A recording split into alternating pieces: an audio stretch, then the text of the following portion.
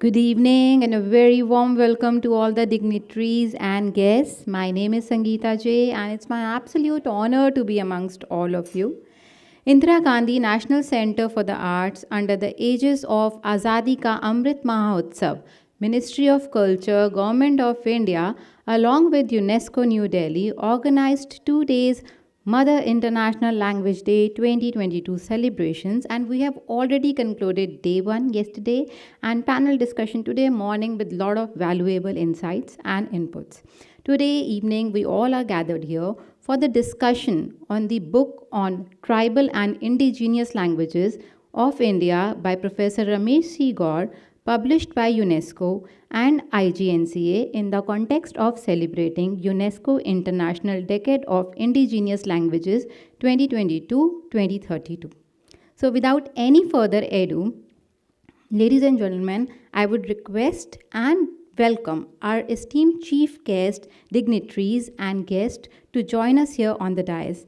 देवियों और सज्जनों, अब मैं आप सभी से निवेदन करना चाहूँगी तथा मंच पर स्वागत करना चाहती हूँ हमारे आदरणीय मुख्य अतिथि तथा सभी गणमान्य अतिथियों का, श्री अतुल कोठारी जी, Shri Ram Bahadur Rai ji, Shri Chamu K Shastri ji, professor Uday Narayan Singh ji,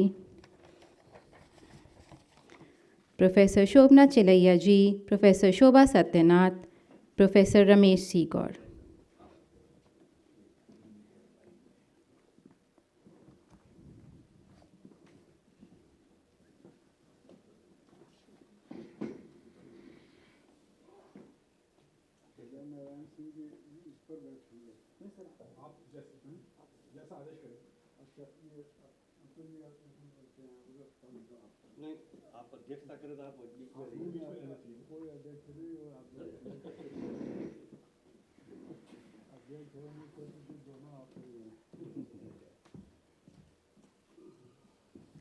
thank you all so much. मैं आप सभी का मंच पर बहुत बहुत स्वागत करती हूँ, बहुत बहुत अभिनंदन करती हूँ.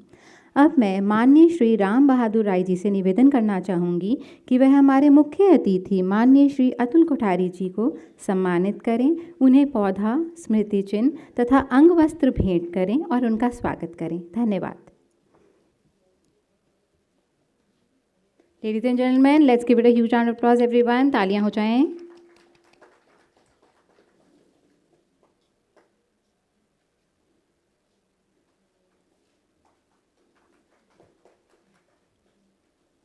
आपका बहुत बहुत शुक्रिया यहाँ आने के लिए.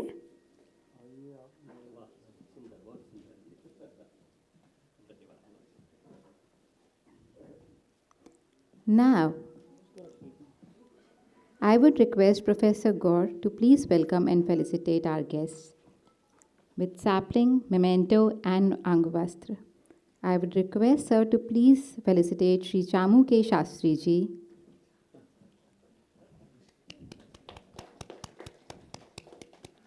And present him the sapling, memento, and angvastra. Thank you so much, sir, for joining us here.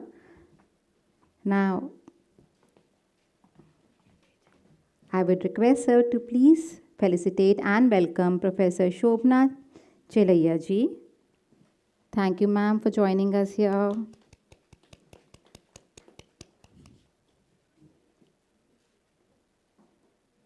Now, I would request sir to please welcome and felicitate Professor Uday Narayan Singh ji.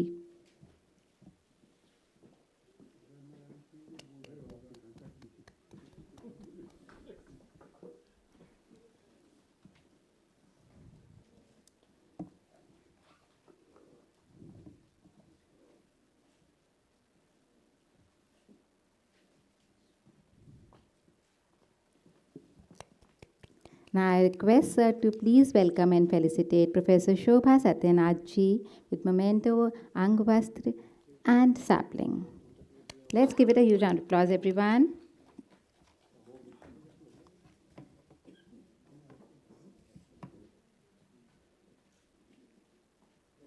I request all the dignitaries to please take their seats. I request all the dignitaries to please be comfortable and take their seats. Now I think it's the time for which we all are here. It's time to release the book, and what better way to get it released and get the introduction from the author himself. So I request everyone to please launch and release the book.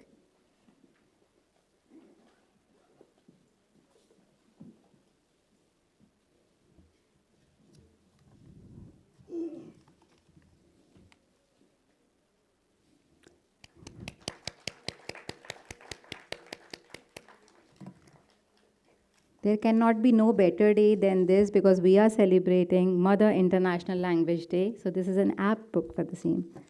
Thank you all the dignitaries. As I said, what better way to have the introduction of the book by the author himself. So it's my humble request to everyone, please आप आगे shift हो जाएं, please take the front seats, जितने भी लोग पीछे बैठे हैं, because पहले यहाँ की seats भरी थी, but अब all are empty, so you all can join us here. Thank you so much.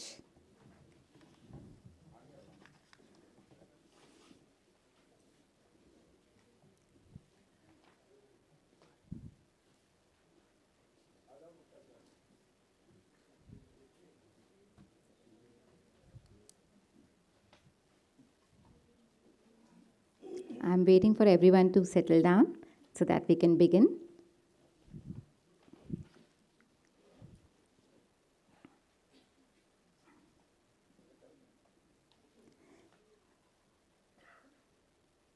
As we have already released the book, so I was saying what better way to have the introduction of the book by the author himself.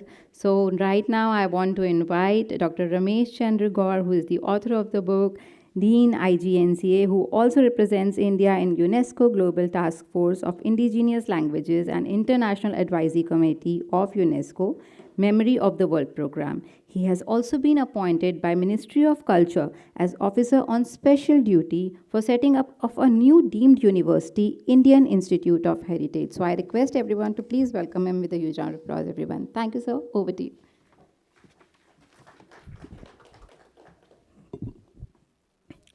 नमस्कार, good evening.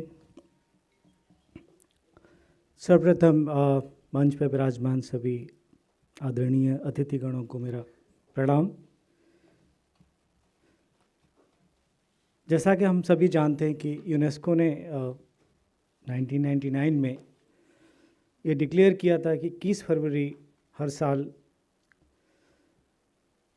अंतर्राष्ट्रीय मातृभाषा दिवस international mother language day के तौर पर मनाया जाएगा। पिछले 3 सालों से IGNCA लगातार इस दिन इस तरह के कार्यक्रम करता रहा है। इस साल भी हमारा कार्यक्रम जो कल शुरू हुआ था, इसी हॉल में इनॉग्रेशन हुआ था उसका। शाम को एक वेबिनार, आज सुबह एक पैनल डिस्कशन जो फोकस था primary education in mother tongue, और अभी आज ये जो समापन सत्र है इसका, जिसमें कि आज हम अभी मेरी जो पुस्तक है उसका लोकार्पण हुआ है और उसके बारे में चर्चा करने जा रहे हैं। इस हॉल में गत 4 सालों से सैकड़ों इस तरह के पुस्तक चर्चा और लोकार्पण समारोह में संबोधित करता रहा हूँ। आज ये अलग ही मौका है कि मैं अपनी खुद की पुस्तक के बारे में और खुद की पुस्तक का लोकार्पण के मैं सभी अतिथियों का स्वागत करने जा रहा हूँ। तो आज के इस कार्यक्रम के लिए मैं सबसे पहले स्वागत करना चाहूँगा आज के मुख्य अतिथि परम श्रद्धेय श्री अतुल कोठारी जी, जो राष्ट्रीय सचिव हैं शिक्षा संस्कृति उत्थान न्यास के। सर, धन्यवाद आपका, और आपने हमें आके यहाँ पर अनुग्रहित किया और इस कार्यक्रम की शोभा बढ़ाई। हमारे मार्गदर्शक परम श्रद्धेय श्री राम बहादुर राय जी, जिनका कि उत्साहवर्धन हमेशा मेरे लिए एक विशेष रहा है और हमेशा हर कार्यक्रम में उनकी प्रस्तुति मेरे लिए एक तरह से प्रेरणादायक होती है और ये पुस्तक के पीछे भी उनका काफ़ी एक इनकरेजमेंट रहा है। तो मैं सर आपको धन्यवाद देता हूँ और स्वागत करता हूँ आपका। To speak on this book, we have very eminent panel. We have eminent linguists, the people who have really worked hard or who have significantly contributed in the linguistic scenario of India. And they are well reputed nationally, internationally. So I would like to first welcome Sri Chamu Krishna Shastri ji, who is currently the chairman of Committee for the Promotion of Indian Languages. But he has served various institutions as a vice chancellor and in other capacity.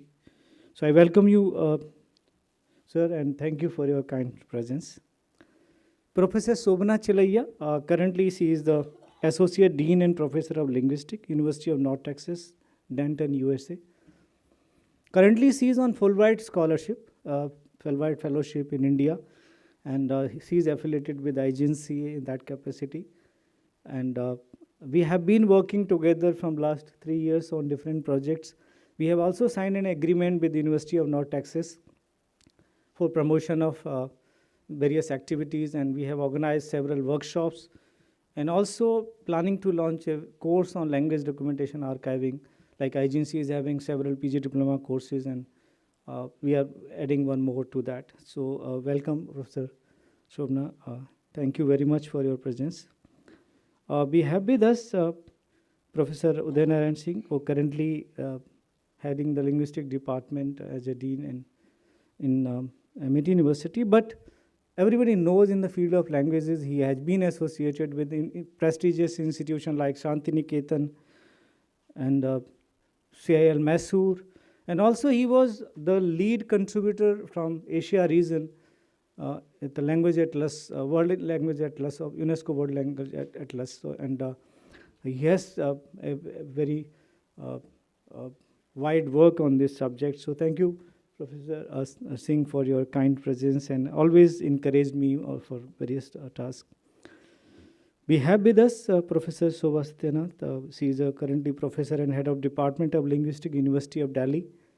And I have seen she has been active in promoting the cause of languages.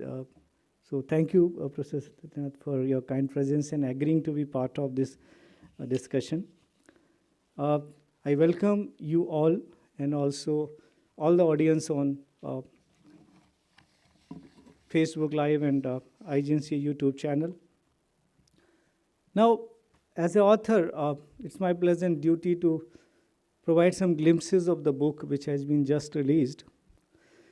In last year, UNESCO decided to celebrate next decade as a decade, International Decade of Indigenous Languages from 2022 to 2032. In this regard, a global task force was constituted, and I was having honor of being appointed by Government of India to represent India as a state. And basic purpose of that global task force to make an action plan for preservation, promotion, and revitalization of indigenous languages. After attending several meetings, I realized that first of all, we don't have any classification such as indigenous world over, and UNESCO has given the title indigenous. And then I looked for the list of such languages which can be included. I contacted various state language, art, culture department, Ministry of Tribal Affairs.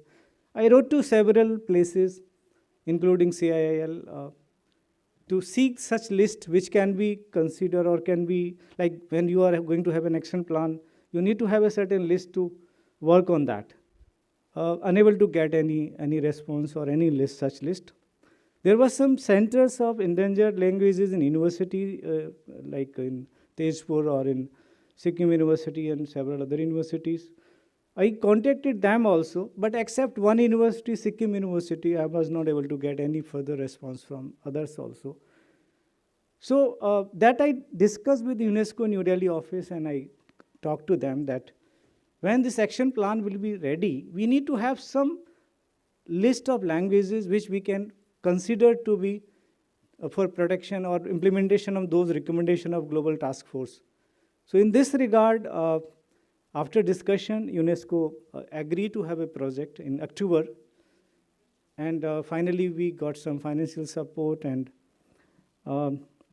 then we start working on that in compilation of the list of such languages. After searching several resources, because we were having only 3 months time, because UNESCO given a deadline that you have to submit the report by 15 December, because that was the financial year, and the funds were available on that condition only. I look for the various kind of resources available, like Census Survey of India, and also various publications published by individuals and institutions like Professor Devi from Bhasha Foundation in Gujarat, and also some other survey. We started from the Linguistic Survey of India, which was done way back, pre-independence. And after looking all the information, we found there are so many scattered figures. Somewhere it in website written India is having 19,500 languages, somewhere some figure or somewhere some figure. So we are not able to, initial 15 days were just of all confusion from where to start. So later then I decided that we should start from the first Census Survey of India of 1961, where the comprehensive survey was done of mother tongues in India. And we taken out the list of 1,652 languages from that survey. And on the basis of that, we consulted at least 6 to 7 further resources. And ultimately, after collecting all the data, we prepared those lists of various languages, and that way this book came into being. So this is basically a work done in just a matter of maximum 2 to 3 months time.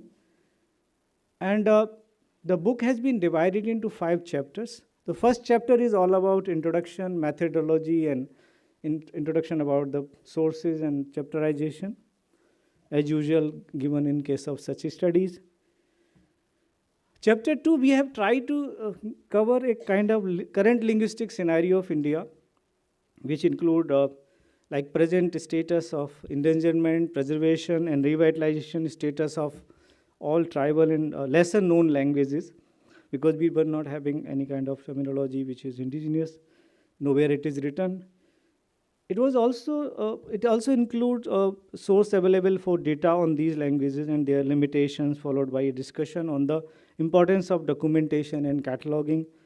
The chapter also discusses where and how the data is lacking on Indian languages, why repositories are needed, why language need to be preserved, and what it means for all kind of how languages are considered extinct or other things. Chapter 3 contains all the data collected. We divided the entire data into tables based on. So we have taken the base 1652 language as a base, and then several other databases were consulted. And then second was that in 1961, about 466 plus languages were classified list, and that is the second work we have done. And third chapter is about the list, and fourth chapter is all about data analysis, a small analysis of the data within the limited time frame we able to present in this particular book. And 4 chapters also provide key insights and takeaway from the data presented in chapter 3. And last chapter is containing certain kind of recommendations. So basically, this particular report provides the preliminary research that help in enabling the creation of a comprehensive action plan for International Decade of Indigenous Languages. That was the first objective of this particular publication. Compiles an exhaustive list of all tribal, indigenous, and lesser known languages in India through all possible existing sources. Evaluate the status of these tribal, indigenous, lesser known languages in terms of number of speakers, its status in terms of endangerment or extinct or not extinct, with definitions available in various publications and also through UNESCO. Basically, it is, we cannot claim it is a very, very important or very comprehensive research work because time was limited. We tried to do something within a limited time. Be able to identify like a number of new languages added in recent years or number of languages which are not traceable. So in nutshell, if we say that if you have to talk about the complete summary of the report, I think be able to identify 1,554 languages. Out of that, 961 languages are only listed in 1961 survey. There is no record available of these languages anywhere else in any of the databases. So we assume that as per our findings, we assume that we have 511 tribal and indigenous languages. Please note, we have not included 121 languages which are part of 1961 survey, which are spoken by more than 10,000 people, because 22 languages are official languages and 99 languages are part of scheduled languages. That we have not included. So if you include that, so this list may be something about 1,675 or something. Out of the like another important revelation from the data was that out of 466 languages which were classified in 1961, that reduced in 1977 to 120, and then 1991, 77, and 2011, it becomes only 93. So out of 466 classified languages, only 93 languages are left in 2011 survey. It may be because of various reasons, it may be because census survey has decided not to include the languages which are less than 10,000, spoken by less than 10,000 people. There were 6 languages which were not listed in any of the survey since 1961, were listed in 2011. I don't know how it appears that in 71, 81, 91, these languages were not there, but these languages were there in 2011 survey. Even number of list generated by language division of census of India. I tried to contact them several times, but they're not able to give us any concrete response on this regard. They have compiled certain list of state-wise mother tongues of Odisha or several states. But we found that most of these are the duplication or replication of the 1961 survey. There is no further information, except name. They have not provided any further details as a researcher point of view. Like in our tabular format, we have given different kind of status from like various kinds of databases, current status and other things. But these things were not available in. So basically, this book can serve multiple purpose as a basic document, beside for action implementation of an action plan for global indigenous languages, celebration of indigenous languages. It can also help, like we have a new education policy. It talks about having primary education in mother tongue. Definitely, this can help in identification, because we have also decided in various tables you will find how many languages or which languages is spoken in which region. We have included the alternative names. We have also given the region where it is being spoken, and so several other things. So it can be helpful in new education policy. And the next important thing, it can lead to further research. What happened to those 961 languages?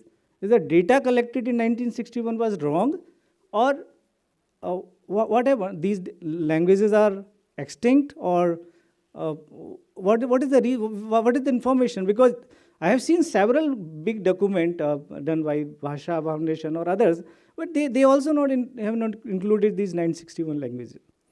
So we need to look into that. So that can be a basic further research, like to have a language atlas of India, because we need to have a complete language atlas. Today I got a query from UNESCO that somewhere somebody has mentioned that India is having 19,500 languages. So what is the base of saying this 19,500 languages? We don't have any evidence or any data to reply, I say I don't have any data or any evidence to prove that India was having 19,500 languages. So this can lead to a further research to have a concrete or some constructive record. And I think I will not take more time because as a student, I have given some exam and I am looking forward to my result, that how much I have been succeeding in my efforts. I am not a linguist. I am a person who loves languages. And my basic aim is to, like, we cannot keep all languages alive forever, because language can be kept alive if community want to speak it. When community stops speaking, language has to die. Nobody can stop it from extinction. But one thing we can do, we can preserve it. We can preserve the resources of that language. Tomorrow, a family member or anybody else from the society want to learn that language, at least that language can be learned. So I'm a strong supporter of that. Like, whatever languages are extinct, we need to preserve a history of this linguistic diversity of this country. And in this regard, I see language documentation and archiving one of the best solution. And I'm a strong supporter and strong advocate of that. So that is another reason for this particular report. With these words, I want to thank all experts to be part of this discussion. And with this, I close. Thank you very much.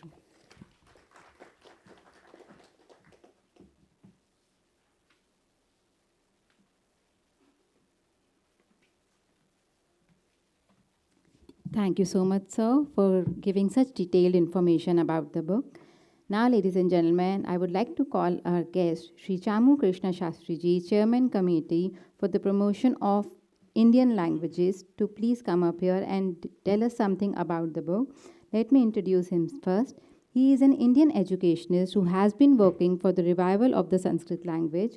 He is the trustee and secretary of Sanskrit Promotion Foundation. He is also the co-founder of Sanskriti Bharati. Now he is spearheading a movement to teach Sanskrit, and on 25th January 2017, Government of India announced him Padma Shri Award in the category Literature and Education for his contribution towards the promotion of Sanskrit. So everyone, I request to welcome him with a huge round of applause, sir. Sir, we would like to listen that how do you feel about the book?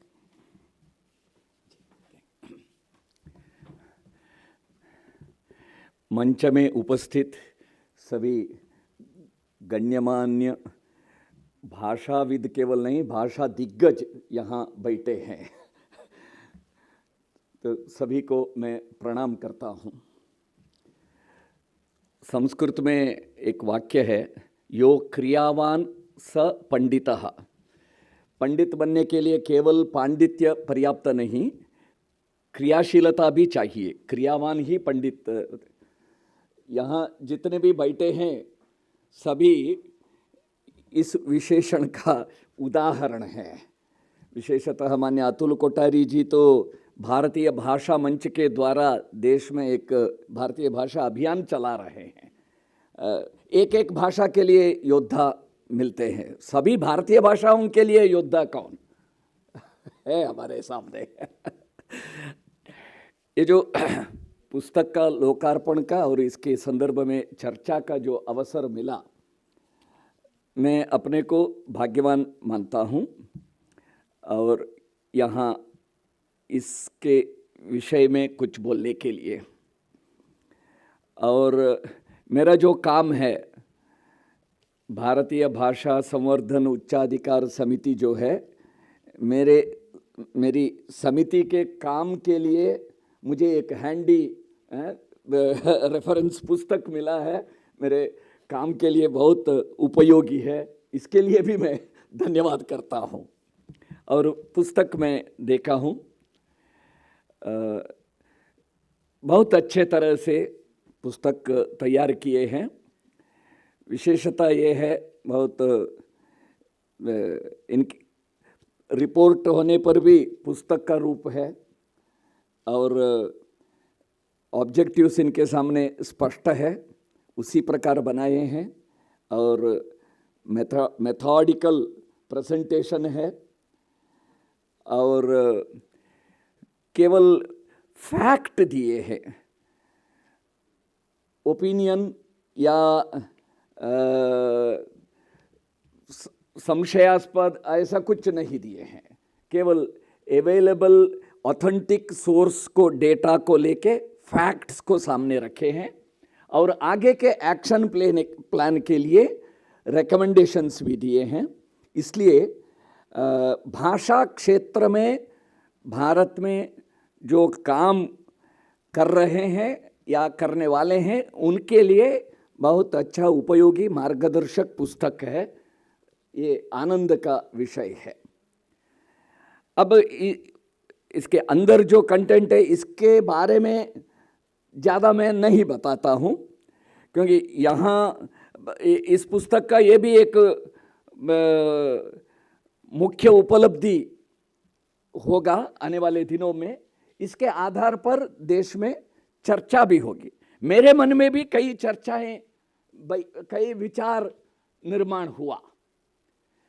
पहले भी मैं census का भी कुछ data, पहले आप तो जो अवेलेबल सोर्सेस आप बताए हैं कि डेटा 5-6 सोर्सेस का, ऑथेंटिक सोर्सेस का आप उल्लेख किए हैं, वहाँ जो डेटा अवेलेबल है वो आप दिए हैं। लेकिन वो जो डेटा अवेलेबल है, सेंसस का हो, अलग अलग हो, वो कितना ऑथेंटिक है उसके बारे में भी प्रश्न है। आप शुरू में ही पुस्तक में टर्मिनोलॉजी का बारे में बताया है, बहुत अच्छा किया। लेसर नोन लैंग्वेजेस शब्द का प्रयोग किए हैं, नॉट इंडिजिनस, नॉट ट्राइबल, कारण भी दिए हैं। तो मुझे लगता है आने वाले दिनों में आप और भी कुछ टर्मिनोलॉजी का डेफिनेशंस देंगे तो आप जैसे विद्वान दे सकते हैं। उदाहरण के लिए मदर टंग, लैंग्वेजेस, डायलेक्ट्स, क्या इसका लैंग्वेज और डायलेक्ट्स इसका डिफरेंस क्या है? जब तक वो हम डिफाइन नहीं करेंगे, लेसर नोन लैंग्वेजेस का भी लैंग्वेजेस है या डायलेक्ट है, डायलेक्ट क्या लैंग्वेज है या लैंग्वेज का प्रभेद है, तो कैटेगरी कैसे करते हैं? मदर टंग और लैंग्वेज, इसमें क्या अंतर है? All mother tongues are languages but not all languages are mother tongues. वो आप भाषा विधि ये स्टेटमेंट देते हैं। तो इसी प्रकार माने भाषा क्षेत्र में बहुत से शब्द हैं, सभी का एक जगह कहीं भी लिस्ट नहीं मिलता या उसका एन्यूमरेशन या डेफिनेशन, टर्मिनोलॉजी का डेफिनेशन कहीं एक जगह में नहीं मिलता। मैं कुछ शब्दों का उल्लेख करता हूं, आप भी जानते हैं, लेकिन एक लिस्ट आउट करता हूं। राजभाषा, सहायक राजभाषा, राज्य भाषा, ये कॉन्स्टिट्यूशनल शब्द है। अभी शिक्षा क्षेत्र में मातृभाषा, प्रादेशिक भाषा, प्रथम भाषा, द्वितीय भाषा, तृतीय भाषा, शास्त्रीय भाषा, आधुनिक भारतीय, शास्त्रीय भाषा या प्राचीन भाषा या आधुनिक भारतीय भाषा, मॉडर्न इंडियन लैंग्वेज, कम से कम 7 शब्द प्रयोग है शिक्षा क्षेत्र में। और भाषा क्षेत्र में, भाषा विज्ञान क्षेत्र में भी कई शब्दों का प्रयोग होता है। इंडिजिनस, ट्राइबल, लेसर नोन, कई प्रकार के। फिर उसका और भी कैटेगरी करने का भी कई प्रकार है। Language of the union, 8 schedule languages, state languages, फिर ये भाषा विज्ञान के अनुसार जो फैमिली बनाए, इंडो यूरोपियन, द्रविडियन वगैरह वगैरह, कई प्रकार के इस प्रकार के विभाग भी करते हैं। ये भी एक विषय है। तो अलग अलग अपनी अपनी सुविधा के अनुसार हम जहाँ जो डेफिनेशन चाहिए वो हम लेते हैं, उसका उल्लेख करते हैं। बहुत अच्छे तरह से कहाँ किस शब्द का प्रयोग करना to suit our ends, whether politically correct शब्द या एकेडमिकली करेक्ट, हमारे उस संदर्भ के अनुसार हम शब्दों का प्रयोग करते हैं। इससे भी, और भाषा इतना संवेदनशील विषय है तो कई विषय हमें इसके बारे में चर्चा करना होगा। जियोपॉलिटिकल इंटरेस्ट्स भी इसमें काम करते हैं। क्यों, मैं एक उदाहरण बताता हूँ। यहाँ ही आगे पुस्तक आप देखिए, पुस्तक में जो टेबल्स दिए हैं, स्टैटिस्टिक्स, ये सेंसस वगैरह का ही आप दिए हैं, आपका नहीं है। मैं बार बार बताता हूँ क्योंकि आपको मैं कोई भी दोषी ना समझे। सेंसस में भी इसी प्रकार का है, वही डाटा आप दिए हैं। अगर 60 एक भाषा, किसी एक भाषा, काशी या बोडो, किसी भाषा का उल्लेख है मान लीजिए, या काशी बोडो वगैरह ये प्रसिद्ध भाषा हैं, छोटी छोटी भाषाओं का, भाषा ही शब्द का, बोली शब्द का मैं प्रयोग नहीं किया क्योंकि आप भाषा शब्द का प्रयोग किए हैं। तो 61 में कितने स्पीकर्स थे? 71 में सेंसस के आधार पर अगर 81, 91, 2001, 2011 ऐसा कुछ दिए हैं। मैं ऐसे ही एक फिगर मन में जो है, इसका मैं एग्जैक्ट कोट नहीं कर रहा हूँ, लेकिन किस प्रकार संख्या वहाँ है ये बता रहा हूँ। मान लीजिए 81 में स्पीकर्स संख्या 30,000 था, 91 में वो 20,000 हो गया, और 2001 में वो 40,000 हो गया, और 2011 में वो 80,000 हो गया। ये कैसे होता है? और ये एक, जितने भी संख्या हैं इसमें इस प्रकार का डिस्क्रिपेंसी, ऐसा क्या शब्द प्रयोग करना मुझे मालूम नहीं, इसको कैसे ये ठीक है या नहीं, इसका सत्यापन कैसे करेंगे? Entire data, most of the data, and also nobody has made a tally whether it is proportionate to the population increase. वो परसेंटेज देखिए, उसके अनुसार ये भी है या नहीं। कई मापदंडों से ये जो डेटा है इसके बारे में हमें सोचना होगा। तो क्यों इस प्रकार का डिस्क्रिपेंसी आता है, ये भी मैं बताता हूँ। 2 कारण है। एक, सेंसस हर 10 साल में वहाँ जो सारा डेटा एकत्र आने के बाद जो रैशनलाइजेशन वहाँ करते हैं, उसका एनालिसिस करते हैं, वो ऑफिसर्स बदलते हैं, उनका पैरामीटर्स बदलते हैं, तो उस कारण से भी बदल होता है। क्योंकि मैं कुछ दिन पहले ही सेंसस के कुछ ऑफिसर्स के साथ चर्चा किया था, उस कारण से मैं बता रहा हूँ। उस कारण से भी परिवर्तन आता है। दूसरा कारण जियोपॉलिटिकल इंटरेस्ट्स। मैं एक छोटा सा उदाहरण बताता हूँ। अभी 2001 के सेंसस में नागालैंड में पाउमाई सेक्ट कुछ है, उनकी भाषा है पोलाई या पोला कुछ लैंग्वेज का नाम है। 2 लाख थे, उनकी भाषा थी पोलाई लैंग्वेज ना, उनकी भाषा 2001 के सेंसस में शायद माओ लैंग्वेज है उनका, उस नाम से है, लगभग 2 लाख। 2003 में वहाँ एक मूवमेंट चला, एक पॉलिटिकल मूवमेंट, हम अलग हैं, हम शेड्यूल्ड ट्राइब हैं वगैरह। They wanted a separate identity and they got a separate identity as ST category in 2003। और अपनी भाषा भी अलग होना चाहिए, वो अलग अलग कारणों से उसी कारण जब 2001 में पोला लैंग्वेज का केवल 1000 या 900 कुछ संख्या थी, वो 2011 में 1 लाख हो गया, और वो माओ लैंग्वेज का 90,000 को कम हो गया। एक उदाहरण बताया। तो इस प्रकार जो जियोपॉलिटिकल कुछ काम कर, इससे भी परिवर्तन होता है। फिर 400 भाषाओं का तो स्पीकर्स 10 से कम है।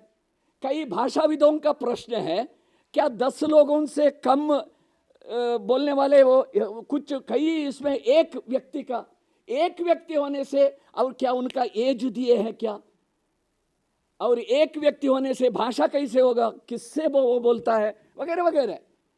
वो भाषा ही नहीं है। मैं अंत में एक उदाहरण, मेरा समय समाप्त हो गया, अंत में मैं केवल एक उदाहरण आपके सामने रख के मैं समाप्त करता हूँ। कई भाषा क्षेत्र में पिछले 60-70 साल में और कुछ वेस्टेड इंटरेस्ट लोग भाषा को समाज का विघटन करने के लिए माध्यम बनाया।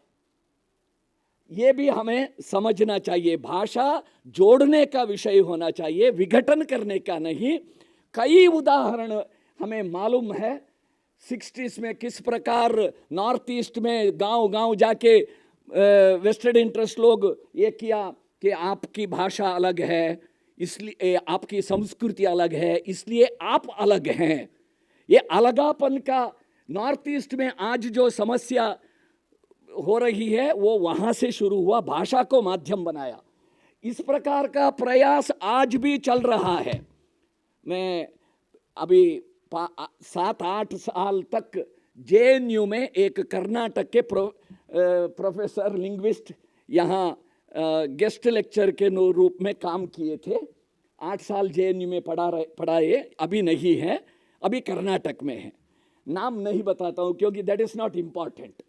अभी 2 महीना पहले कर्नाटक में एक वेबिनार, उन्होंने एक ऑनलाइन भाषण दिया। भाषण में उन्होंने कहा कि there are 19,664 languages in India. That was his statement. He is a linguistics and language professor. 19,664 languages हैं भारत में। तो कर्नाटक में बहुत चर्चा हो गई इसके बारे में सोशल मीडिया में। हाउ कम इसे, मुझे भी आश्चर्य हुआ कैसे ये हो सकता है। मुझे ध्यान में नहीं, मैं CIL कांटेक्ट किया शैलेंद्र मोहन जी से बात, उन्होंने फिर करके बताया सेंसस डेटा में कहीं वो एक संख्या है।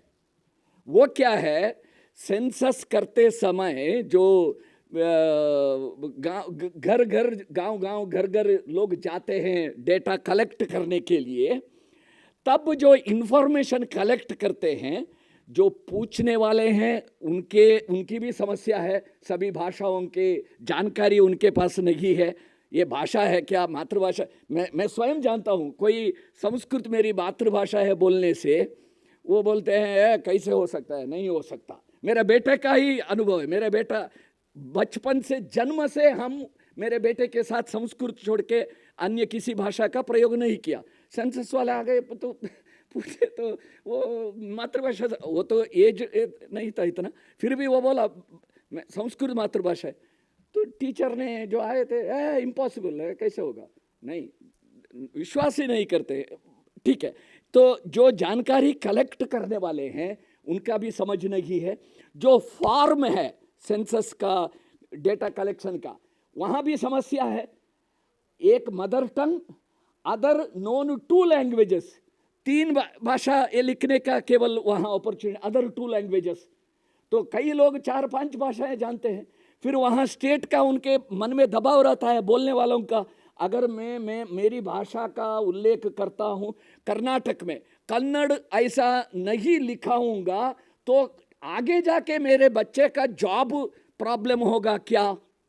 इसलिए मेरी भाषा तुलु कोंकणी होने पर भी वो कन्नड़ लिखवाता। ऐसे कई प्रेशर के कारण भी अलग अलग, तो फिर नाम ही नहीं जानते हैं। कुछ पर्यायवाची शब्द रहते हैं, एक ही भाषा के लिए 4-5 नाम रहता है। तो ऐसे जो डेटा एंट्री होके आता है उसको सेंसस वाले रॉ रिटर्न बोलते हैं। बाद में उसको एनालिसिस करके फिर एक्चुअल भाषाएं कितने वो ये करते हैं। तो वो सेंसस में जो raw returns number was given 19,664, it was only a raw return. But then finally they 1600 कुछ भाषाओं का उन्होंने लिस्ट दिया। But the person who quoted that number, you know, nobody can say that you have lied. No, census का data, but manipulate किया for self-interest. He wanted to prove in his speech that the present government doesn't do anything for some languages. ये वो प्रमाणित करना चाहते थे. 19,000 भाषाएं हैं, भारत सरकार कुछ नहीं करता है. थीम था उनका भाषण का. तो किस प्रकार भाषा को उपयोग करके अलग अलग निर्माण करते हैं, बस ये एक विषय में रखा. लेकिन ये जो डॉक्यूमेंट है कई प्रश्नों का उत्तर देगा और इस प्रकार के कई चर्चाओं को देश में नया डिस्कोर्स डिबेट निर्माण करेगा ये पुस्तक. इसलिए आपका अभिनंदन करते हुए ज़्यादा समय लिया, आगे वक्ताओं से क्षमा मांग के मैं मेरा वक्तव्य पूर्ण करता हूँ.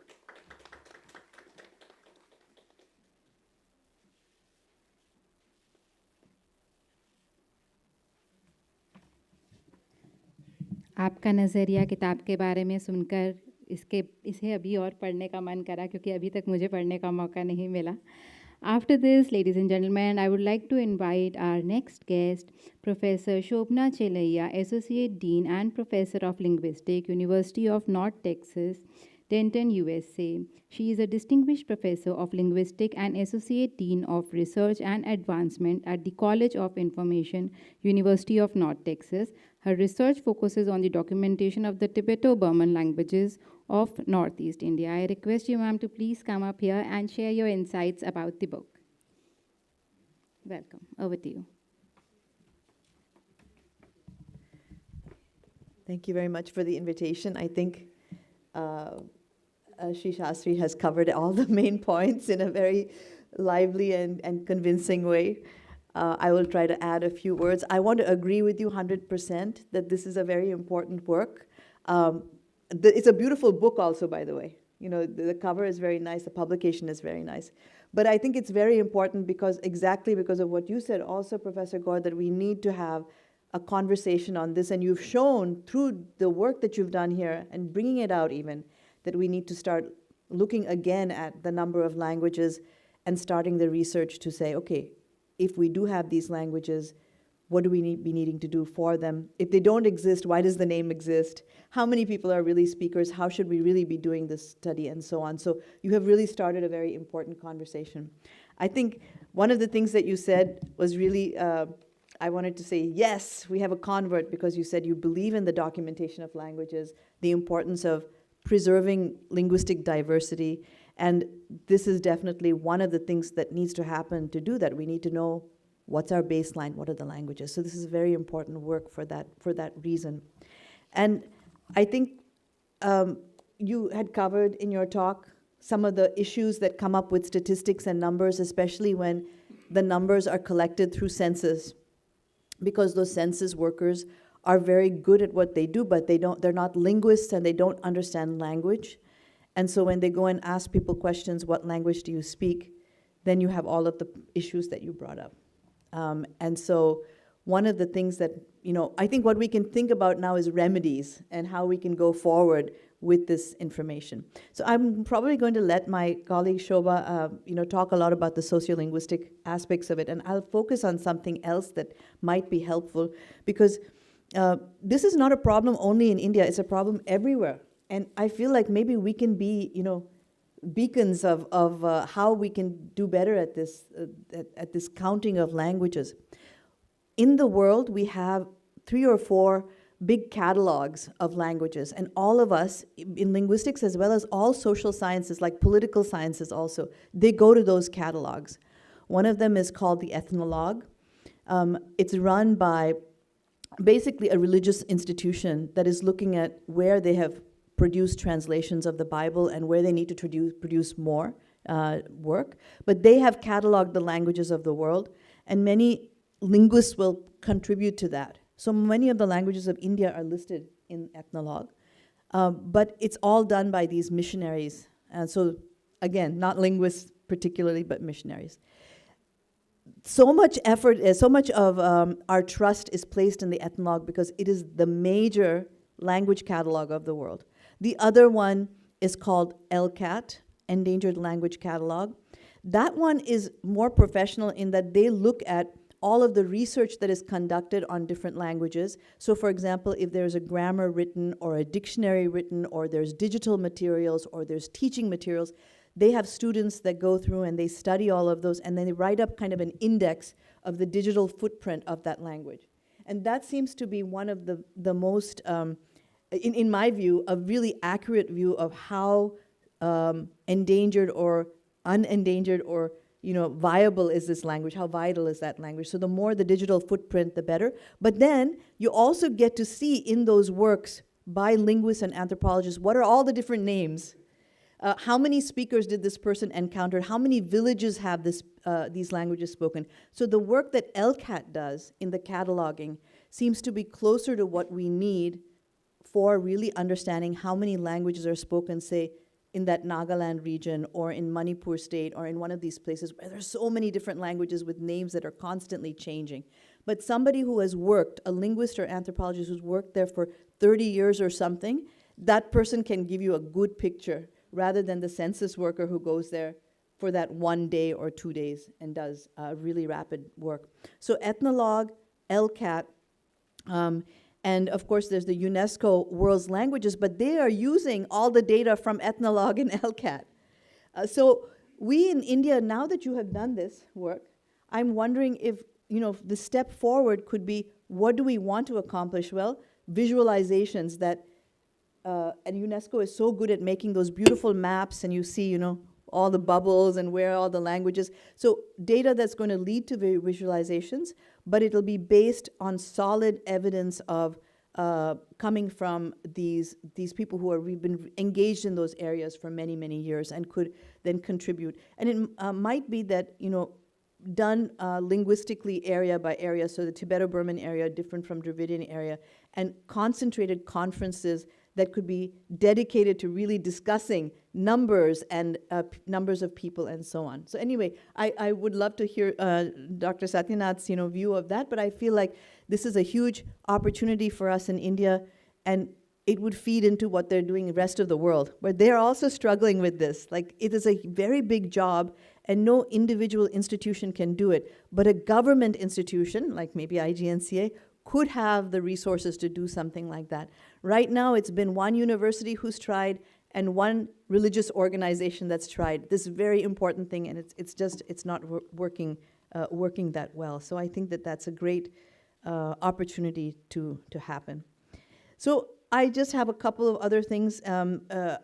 Maybe one of the big things that I think would be important to note in a book like this. One, it's called the ISO code. The code that identifies a language uniquely. The ethnologue, the people who run ethnologue, also have control over the ISO codes for languages. And IGNCA is a library information science great place, and so you believe in cataloging, and ISO codes are important to you. ISO codes are very difficult for languages to get. You have to apply to ethnologue, or to they hold the language codes, they review it, and they may or may not give you a code. You have to prove that you are a language. So this whole thing of language versus dialect becomes very, very significant there. I'm wondering how many of these languages listed here have an ISO code. If they don't have an ISO code, are they listed under another language? That would be an important thing to see. The Glottolog facility is one that's slightly different from ethnologue and LCAT. In Glottolog, this comes out of Europe, there you can write to the people who run Glottolog and say, I have evidence that this is actually a separate variety. It may not be a separate, you don't say language or dialect, you say it's a separate variety, and you say, here are all the materials written about this variety. I would like a Glottolog code. So you can make, I'm going to give you a specific example in a minute. You can make a language or a variety, you can give it visibility on the stage, on the world stage, by asking Glottolog to give you a glotto code for that. So in my university, we have a language archive. It's called Corsal, Computational Resource for South Asian Languages. And in Corsal, Maz, Shobha, did Maz graduate from your program? Maz Shahid? Okay, so he works on his master's, okay. He worked on Azamgari. And Azamgari had no code. It probably is not in this book because it probably has not been recognized as a separate language. He went to JNU. So he has made a beautiful collection in Korsel of Azamgari materials. But we needed an ISO code because it's a library and you need a code. So there's no ISO code. ISO was not available because it doesn't count as a separate language. Is it maybe a variety of Bhojpuri? I forget the major language. So he went to Glottolog. Glottolog said, okay, you have enough published materials, you get a code. And so now in our repository, we have a variety called Azamgari, and it has a Glotto code. So it just confuses the world even more because we don't know which ones are languages, which ones are varieties, and so on. But it's a very complicated picture out there, but it raises so many interesting questions that we could work on. So I will let others speak more. I think that the goal of language documentation is very much supported by works of this sort, because now I can go through and look at all of the languages from Manipur that are listed, and I can try to then use this as kind of a guide for me if I want to work on all of those languages or see what's worked, to see what is there and not there. So I'm very thankful for it, and congratulations on creating this. Thank you.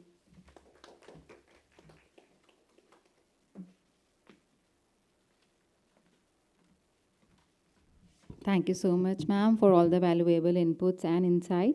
Now it's time to welcome our next guest. I would like to invite Professor Uday Narayan Singh, former Vice Chancellor Shantiniketan and former Director CIL. Currently, he is Dean Faculty of Arts and Chair Professor of Linguistics at Amrit University, Gurgaon. Mr. Singh is a linguist, creative writer, translation theoretician, and researcher in culture studies. He held several administrative and academic positions in different institutions spread all over India. Mr. Singh published 3 collections of poems in Bangla and 4 in Maithili. He has lectured worldwide and received several grants and honors. Currently, he holds a professional chair at Rabindra Bhavan, Vishwa Bharati. He teaches and manages a doctoral and MPhil program in culture studies now. He has recently been appointed as a chair of the UGC's new Center for Endangered Languages in Vishwa Bharati. So we want to hear your insight and views on the book. Welcome. धन्यवाद. सभा मुख्य श्री राम बहादुर राय जी, अतुल कोठारी जी, Chamu Krishna Shastri ji. I do not have the eloquency of speech which has been displayed splendidly by Chamu Krishna Shastri ji. But I think it's important to understand that we are actually entering into a different phase of language documentation with IGNCA coming into the picture. Because what has happened earlier was also important, but a lot of those things will have to be somehow integrated. I think integration is missing here. In this work that you have done, one important point is about the integration of the huge amount of work, humongous amount of work that the Government of India had run earlier in different kind of surveys. Now, for instance, I do recognize, because I had the good fortune of talking to Kumar Suresh Singh. He used to come regularly to my department in linguistics in Delhi University when I was teaching in Delhi University. Anjani Sinha was there. Anjani and I had a lot of sessions with Kumar Suresh Singh, KS Singh, who created the People of India project. Now, as you know, in the People of India project has created a documentation where you had 4,000 maps, language maps were created by them. They have 21,362 photographs. So I think all these have to be actually eventually come to IGNCA, because otherwise what's happening is different agencies are working on different aspects of language and somehow no integration is happening. I think under your leadership, this has to happen. Because they had done the survey where they used something like about 197 scholars from 26 institutions together they did the survey. And in total, 6,748 speech communities or cultural communities were picked up by them, based on which they created the huge People of India document, where the 9th volume is a language volume, but other volumes are other volumes. There are so many other aspects of language. So this is one issue. The second thing is that in Central List of Indian Languages, thanks to the effort made by Professor D.P. Patnaik, language documentation started long ago. So when I joined in 2000, I already found that there are 118 language documentation. And remember that this documentation techniques were devised by great scholars, like William Labov was there, various other people were there, those who sat down and created the documentation strategies of both social linguistics and the structural linguistics. And those techniques were used, and a huge amount of data is available. So 118 language data was available at that time. By the time I left, they added another 30 or 40 languages. And all this 140, 146, 150 language data, huge data, was digitized. So that's also available. I think that should also come to IGNCA at some point of time. I'm only suggesting that what you have done is humongous, but what you need to do further, particularly under the leadership of Shastriji, is very important, that you need to really work further on integrating these. The other point is that there is a survey which was done by Padmanabhan, McConnell, Mahapatra. I'm sure you must be aware of that, called Language Vitality Survey. Now, how many languages are vital? So what is happening is many of these languages have made their own effort in creating publications. Now, fortunately, since it is a time of web and you don't need to spend money on publishing, you can do e-publishing, many more languages are actually doing that. So actually my own resources that I have undertaken and I've created, we realized that they actually come up with a very large number of languages and scripts in which the e-documentation is being done, has been done, they have been done, and these somehow will have to find. Like your National Manuscript Mission, you will also have to have a mission for these languages to come to IGNCA, and somewhere, somebody has to take a lead. And I think this is very important. Now, as far as ISO for languages is concerned, since I'm also a member of Bureau of Indian Standards, it's the BIS which is also involved in that. It's not just a question of ethnologue. See, there is a very interesting report by the Home Ministry on ethnologue, which is a long, old report, and what the motivation of ethnologue was, what they have done, what they have not done, how they're trying to control Indian languages and cultures. So I don't want to divulge much about that, but I'm sure somewhere you will get a chance to read the report and understand what was happening. And it's not, everything is not really a very nice and very glorified kind of situation. And we had to take some stand on ethnologue from the Ministry of HRD at one point of time. And therefore, you have to deal in a very, with a different kind of situation, difficult situation, if you want to have codes for these mother tongues. There's also another important thing is that there is a project called MTSI. I don't find it mentioned here, but I'm sure you know that, Mother Tongue Survey of India. Now, this MTSI project has been undertaken by the Ministry of Home Affairs, particularly RGI. Now, RGI, what they have done is, on our recommendation, first of all, there is one problem which let me point out, because Shastriji has, since he's mentioned about the methodology, let me also mention. Before 1971, the census paper that they used to have, below there was a column for language, and they will tear off that. So if you go to language division, up to 1961, all those torn off records are there. They say there is no way of correlating that record with the record of their origin, their place, their location, their culture, their other background. So before 1971 census, I think two linguists, Prabodh Pandit and D.P. Patnaik, They impressed upon the RGI and they told him that please don't tear them off because future India needs this kind of information. So 71 census onward, that is not torn off. That is still there with the original form. So this 19,000 odd, which was recorded, raw data, which somebody had tried to misrepresent Indian situation. Based on that, so the raw record data actually has now everything. So one can easily test. Now, they are talking about rationalization of the data. But if 1652 is the rationalized figure, there is also another figure called 1796. The other mother tongue. They're talking about them as other mother tongue. Now, what is this 1796? So some of us had actually been on the committee of the MTSI when they were planning, conceptualizing this. And we recommended that, look, now someday you will have to answer to Government of India. You can't keep on avoiding or evading this responsibility. So you better start phase by phase, at least in 3 phases, detailed study of this 1796.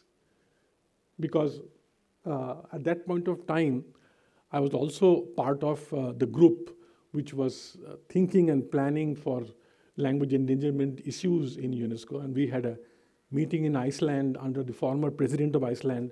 And David Crystal was there. Almost all of us were there. Those who actually are today working on endangered languages, everybody was present there. And we decided that eventually UNESCO has to step into this language counting matter and language mapping matter. And that's how the UNESCO World Atlas came about. When we were working on Language Atlas, Chris Musley was our leader from BBC. And we had very good cartographers like Opnegot, who created that World Atlas. If you can look at that atlas, it's such an interactive atlas. You can pinpoint anywhere and a whole set of documentation will appear. But problem was manpower. I was alone working for all 7 countries. So whatever I did for Pakistan, that went. No, nobody from Pakistan had chance to rebut, chance to say, no, we don't agree with the data. So whatever data I had on Nepal, because I had my associates, I had my students in all these countries. So therefore I could manage. But this is not the way. I think it has to be done in a more systematic manner. Now that we're entering into a decade of indigenous languages in UNESCO, and now that a serious LIS agency like IGNCA is involved in this, I think they should be taken up with greater seriousness because that is very crucial. Let me also tell you that during the former Prime Minister Atal Bihari Vajpayee's time, we had thought of a project called LIS India. I don't know if you know about that. LIS India, Language Information Service of India. And LIS India, still the website is there. I think the website is still not down. I think fortunately CIL has retained the website. Out of 114 of those languages recorded at that particular point of time, we surveyed already 55. So on 55, you have huge amount of data and information on the LIS India website. So that's also available somewhere. In addition, for visual documentation, I had created for some states, like Sikkim. Almost all languages, we had done the visual documentation. On each one of those languages, we have 4 films, 4 documentaries. So something like about 696 documentary films were made on languages and cultures during my time in CIIL. And this is मैं तो कहूँगा ये बहुत बड़ा धरोहर है भारत के लिए और इसको कहीं हमारे सामने आगे लाना चाहिए, अग्रेषित करना चाहिए और IGNCA में इसकी कॉपीज होनी चाहिए ताकि ये डॉक्यूमेंटेशन आपके पास उपलब्ध हो. So this is, I think, very crucial that many of the agencies which had done the work should be available with you, and I'll give you a few names. Linguistic Survey of Punjab, done by Harjeet Singh Gill. H.S. Gill became famous with this book, Linguistic Survey of Punjab, because with his training in Paris with Andre Martine, he came back and he did this. Dialect Survey of Marathi. So entire Maharashtra, A.M. Ghatge had done that. So that is something which is important. Hansraj Dua, who passed away recently, did language survey of Himachal Pradesh. So what is happening is you don't have in one place, but these are all scattered, but they are all available. Then ISDL, International School of Dravidian Languages, under the leadership of V.I. Subramaniam, the former Vice Chancellor of Tamil University, they created an encyclopedic survey of Dravidian languages. Again available, several volumes. So somehow these are not perhaps available in our setup here. Then B.P. Mahapatra, who was also in CIIL, and then later on he was the language division man. In fact, after Mahapatra, the place has become a little shaky because you don't have a serious linguist running the language division in the census of India. That's the reason why they don't answer you. Mahapatra had done with Shiva Sanmugam and Bhattacharya, Shyamsundar Bhattacharya, a linguistic survey of India, special studies on Orissa. So on Orissa, there are so many smaller tribal languages, indigenous languages, on which they had done this survey. Now, many of these other projects, which I don't have to mention, K.V. Subbarao had done on 18 languages in Delhi University. You know that reports should be available. Somehow, I feel that in the next avatar or next edition of this book, I'm already seeing there is a next edition which is coming up here because there's so much of material already available thanks to various agencies who had supported. The ICCA, there are many ICSSR projects which have been done on a language survey, many UGC projects which have been done on language. And somehow the CFELs have not responded to you except for the, I think Sikkim, you said that Sikkim is the only one which has responded because they have a very young and dynamic linguist working there. But otherwise, I think a lot of this material should be possible to send you if I am contacted, because I didn't know much about this work. If you take my help, perhaps through my contacts, you will get almost everything that you want, you're looking for. Because most of the CFEL documentation, I have a copy. So I've all retained the copy. So therefore, I think it is essential that at some point of time, since now we are beginning to work, and this government is taking a very serious step, thanks to NEP 2020, on using or employing mother tongue as medium of instruction. So it's a great responsibility on language scholars, language enthusiasts, and language managers. I would say there are all three of them. I'm not talking about linguists. Linguists can only help you to come up with appropriate documentation which will make us proud.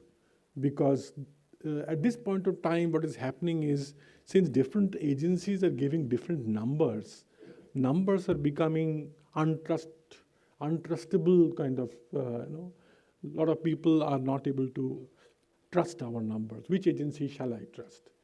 And at different point of time, different numbers are being given. So this is crucial, and definition of terms, of course, is a very important point. Mother tongue itself has been defined in 10 different ways by 10 different senses. Sometimes they say that language of the cradle. Sometimes they say language of the home language. So there are 10 different definitions given by Census of India of mother tongue. So under which definition are you collecting the mother tongue? This is important. And there are some restrictions on the census operations and the way the operations have been analyzed. But since at this point of time, the government of India has taken a serious note on how to promote all languages of India, how to promote also indigenous languages, promises to UNESCO. Therefore, I think if different departments of government of India get together, there is a lot of information that can be shared, that can be pulled together, and that can come into a future volume, which will be a much bigger volume than this, more comprehensive volume than this. And my suggestion would be that next step for this should be done electronically first.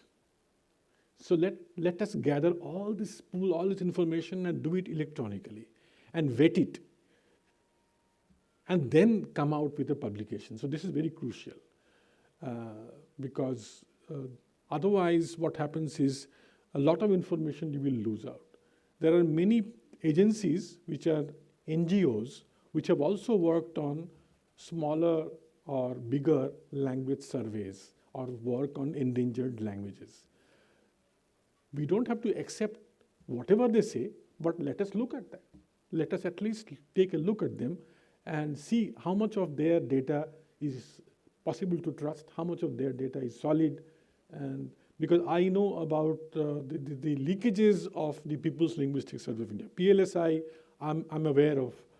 Right from the beginning, I knew about, since I have been part of their Bhasha Advisory Committee. So therefore, let us not blindly trust all the kind of data, different kinds of data. And but since there has not been, because a lot of people ask me, is there a document in India which is on language policy? There are and there are not. The answer is yes and no, both. So this is a big problem. But anyway, I would also suggest that Muto had published a long paper of mine on status of lesser known languages of India, which was published in the volume edited by Anju Saxena and Lars Borin long ago. Perhaps you can also take a look at them because I did the same kind of work on Nepal as well. And with my suggestion and advice, the IMLI, the International Mother Language Institute in Dhaka, which is UNESCO Category 2 institution, has also started using my survey documentation to do a massive survey of indigenous small mother tongues of Bangladesh. So a lot of this work is being done. I think let's try to learn from each other. The other last point that I want to say is many of our languages are spoken on both sides of the border.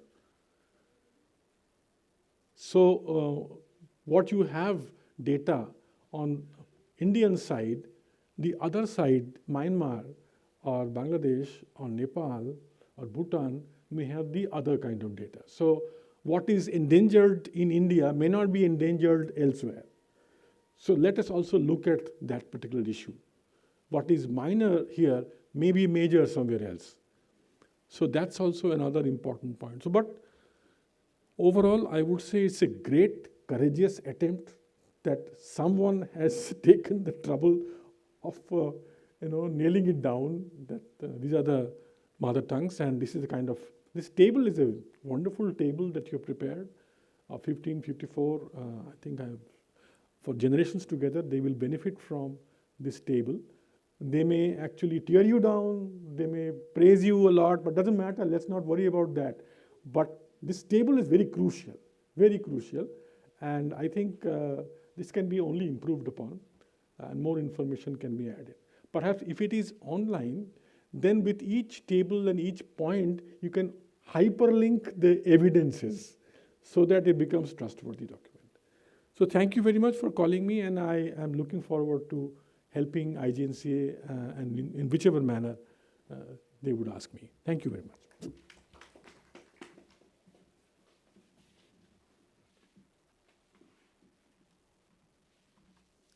Thank you so much, sir, for all your inputs. After this, I would like to invite our next guest. I would like to invite Professor Shobha Satyanath, Professor and Head of Department in Linguistics, University of Delhi. Professor Satyanath is Associate Professor in Department of Linguistics, University of Delhi.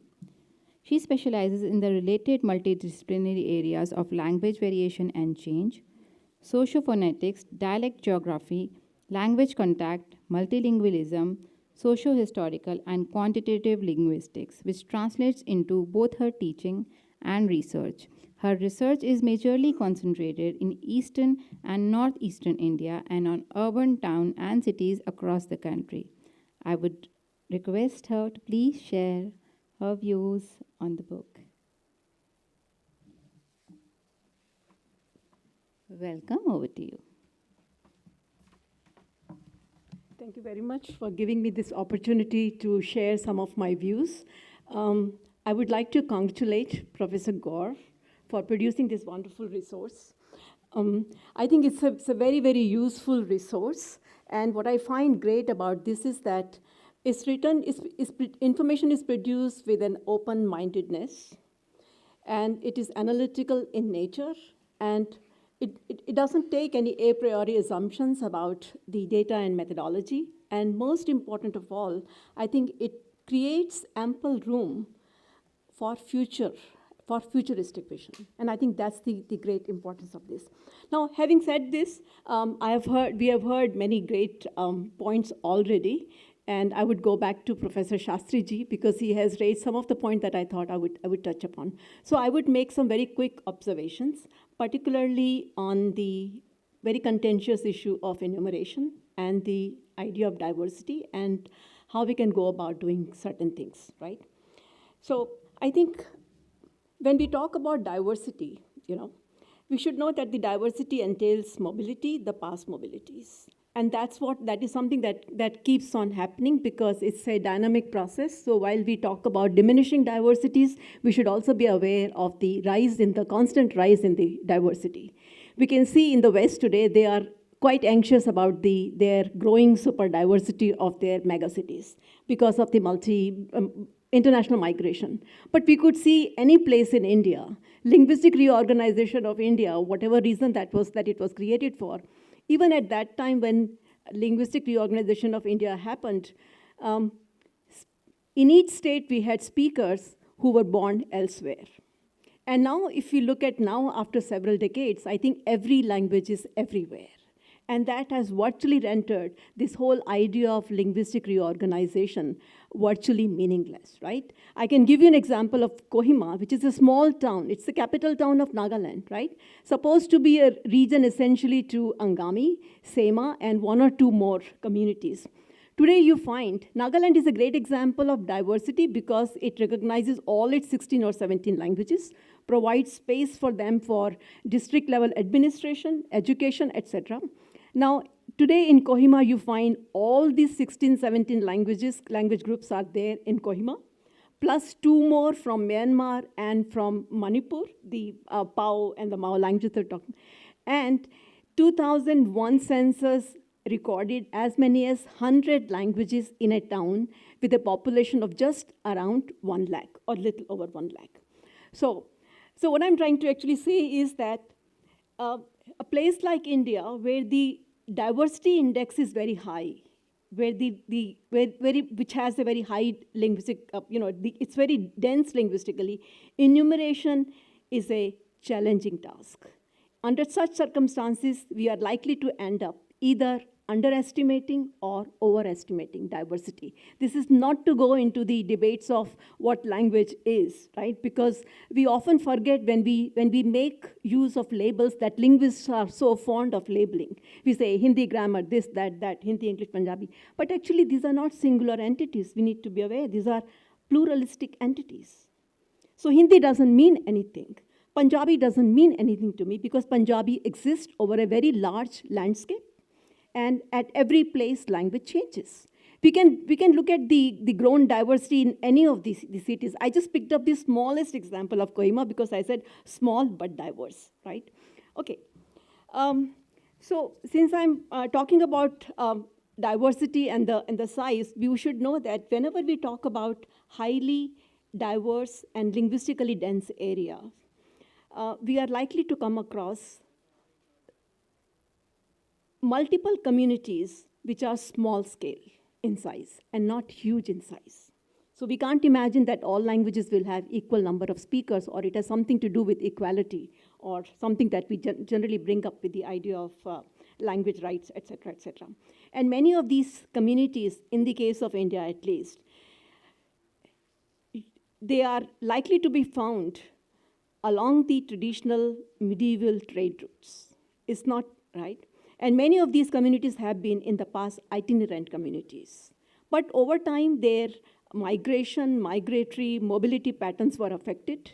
And during the British period, colonization further created roadblocks for that because the land got privatized and their migratory patterns were affected. So it's not a surprise that, for example, Mundas are where they are today. They just got stranded wherever they were at that time. Okay. And then we actually find that, a lot of things go on changing over a period of time. And looking at these, so the, okay.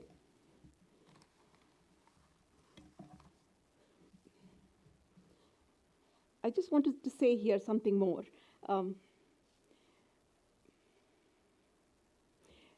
Now, when we are talking about enumeration and we are talking about sizes here, there are a few more things that we have to keep in mind that very often we find when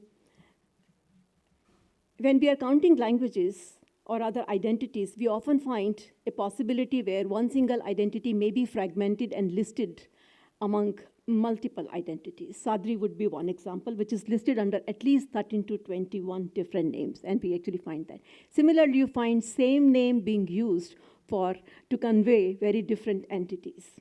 It was very interesting that when we were working on the tea gardens of Assam, and we asked people what languages are spoken, and we find very often same name, different names are given with similar descriptions, right? So, I mean, this sort of, creates problems. And we have seen identity formation processes being on throughout the history. There has been ample social mobility throughout the history. So many of the groups became Kshatriyas, right? And then they changed their identities. There's always a reintegration that happens and realignment that happens. So Koch is one such example where they became Rajbangshis, for example, right? So when we are counting things, so so there has been constantly a process of consolidation to forge bigger identities and stronger identities. Kokborok is one such example. If you go through the census reports, we hardly find this name mentioned in the early reports. I would even go to the gazetteers and the records from the colonial India. And then you suddenly find that over some point, the numbers just start going up, as Shastriji already pointed out. So that takes us to the next question. Then when we find smaller numbers like under 10, we really need to ask, why do we have such numbers? And things like that. Anyhow, I wouldn't elaborate much on that, but now I want to say some very important things. One is that, so what comes next and how do we study this and where do we go next? One thing that I want to highlight is that it's very important to keep in mind that India is home to numerous multicultural societies. And the hallmark of multicultural societies is harmonious coexistence with mutual indifference and not with mutual dislike, as some people would like to believe, right? That's one thing. So they are generally more egalitarian, even though administratively it may seem like hierarchical and vertical. And it brings up a contrast with the Western societies, which are essentially governed by monocultural ideology of their nations. One nation, one population, one race, right? And one of the problems that we are facing repeatedly, and regardless of what we have been saying over the years, we have been developing models of studying India, of understanding India, is that we forget when we talk about documentation. We actually look at India, which is essentially very different, from the eyes and the perspectives of monocultural ideologies, and I think that becomes a problem. The second point that I would like to underscore is that we know that languages don't exist without communities and without speakers. So how justified it is to separate languages out of the speakers and the communities and treat them as entities which can be commodified, which can be owned, which can be stored, and which can be exploited. And there is an industrial nexus that we refuse to see, but it's very big and it's out there. Okay, some of the projects that I have seen from a close distance, a very large project which is going on in Australia, is called Springwell Diversity. Shobna knows about that. Now, typically documentation, when we use this word, that word itself needs to be problematized a bit. How do you document a language? Is it possible to actually document a language? What is it that you're doing? These are language practices. So what is it that we typically do is, we generally hire one or two people from the local community, then we have a battery or galaxy of the linguist, and we have a very set methodology of audio-video recording, which I think is problematic in itself because it involves a lot of gaze, and it's a very methodology from the above. It's a study of the other, not of the self. West never studies itself, it always studies the other. Hence, the terminology that all of you have remarked on, lesser known, marginalized, endangered, whatever, this is all othering, bracketing them. Why do you bracket them? So why can't we simply say languages of India or linguistic diversity of India or multicultural India, right? Why do we need to bracket them? Because in that process, we are fragmenting identities. And we forget that each one of us have multiple identities and not just one. And we can't differentiate. I may say I'm Punjabi, but I don't speak Punjabi. I'm not apologetic about it. I may be Bengali, but I'm sorry, I don't speak Bengali. And if somebody asks me, where are you from? And we should know that in medieval India, language has never been the source of identity. It is regions. Where are you from? And it gets complicated if we look at it in the context of just 60 or 70 years of history. My family comes from Punjab, but that's undivided Punjab. Now, what is my membership? In which state? Which language? My family is scattered over from Himachal to Punjab to Haryana because these states did not exist at that time.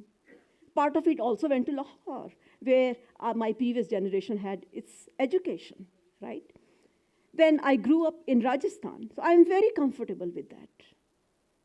I'm married to someone from Karnataka. Half of my family is in Karnataka or in Tamil Nadu or in Kerala, and I'm very comfortable. I understand every conversation that is going around me. That surprises people, but this is how it happens. So language learning, multilingual ecologies are never a problem, right? So, okay, so just to make the long story short, right, here. So when we talk about documentation, I would suggest that we follow speech community-based approaches. Because, okay, I was commenting on this Australian project. Now, one of the drawbacks of that is, Shobna knows better than me, when we are documenting, we have a very fixed agenda, and there is a technology support which is lined up. So we know exactly what we want to elicit. It is elicitation, basically. Then we would do the tagging, we would do the annotation, Elan and other methodologies would come along. And then we have fixed the structures, we have fixed the glosses forever. And we know, all of us, by practice, by history, that no transcription is ever perfect. You go back and you hear something that you hadn't heard before. Things like that. So once we fix that, it is useful for developing technology. But that's precisely what they're doing. Speech to text, 80% of the job is done by technology. But then we are also freezing those descriptions, taking away the dynamic nature of language itself, which we find every time we look at language. Classifiers in Indian languages is a great example of that. And the description that we recently wrote, I think that's at odds with whatever has been said, because it's empirically driven, right? Okay, so in short, I would only say I would congratulate such efforts that have been put by IGNCA and similar organizations and the people who are heading such projects, because they have resources, they have access to organizations, to people, to parts of government, where they can impress upon and do these things. My only recommendation at the end would be that it would do much good to India. I'm thinking from very Indian soul and Indian heart, that it would do much good to India if we promote training in subjects like Samaj Bhasha Vigyan, studies of speech communities, not sociology of language, these are the things which actually study. So suppose if we were to take a representative sample of a region, so if the focus is on region, and we have age-graded representative samples, we would know how a society is changing. You asked about age, right? We would know. So by doing this method, we already know which way languages are going, which way people are exercising their choices in education. We hear a lot about pro-mother tongue, anti-mother tongue, pro-lobby. These are all opinions, et cetera, and also some responsible, some not so responsible activism. But we documented the history of Delhi by sampling about 611 people from 75 families. And we asked them, it was an ethnographic study where we asked in detail, without recording, the family history of education across generations. And it turns out that few very interesting things happened. One is that 70s constant English did not grow because of the British only or during the British period. It happened actually despite that. If you look at the history of education, Macaulay is just one incident that people always quote. So people have been, if you look at this survey, people from 70s onwards, you find that people are increasingly sending their children to English medium schools, whether in formal or in informal sector. And the reasons are not ideology driven, reasons are very simple. The growth in population and the growth in education logistics, number of schools could not match with each other. So people had to send their children to whatever is available, and that gave rise to mushrooming growth of English medium schools in the informal sector, which were affordable, right? Now, having said that, people say English as a killer language. I think it's important to put certain things in perspective. What has happened in Delhi over the years is that around 1970, I'm not very sure, around some point, maybe 1990, the locally born population crosses the migrant population. That coincides with the strengthening of Hindi in Delhi. I had left India for about 7 years. When I came back, I was quite surprised to see Hindi on the campus everywhere. And I said, what's going on here? In the youth specials, everywhere people talk Hindi. Now in our meetings, people talk Hindi. And I asked my father, he says, yeah, in defense offices also, there's a lot of Hindi. So, so we need to know sometimes the reasons may lie outside language also. So we can't, what I'm trying to say is that language is one part of our life. It's not the only and the most important. It's central to many things, but what happens to language, so whether people are failing in education or something, there could be multiple factors. It would be simplistic to say, by bringing mother tongue education, you can improve the educational achievement. You have to see in the same village, some families are doing good, some families are not doing good. Why? Because their economic conditions are such that they are needy during the harvest time in their fields, right? It's a socioeconomic. And when we talk about diversity, we also need to understand that we are a multi-tier society.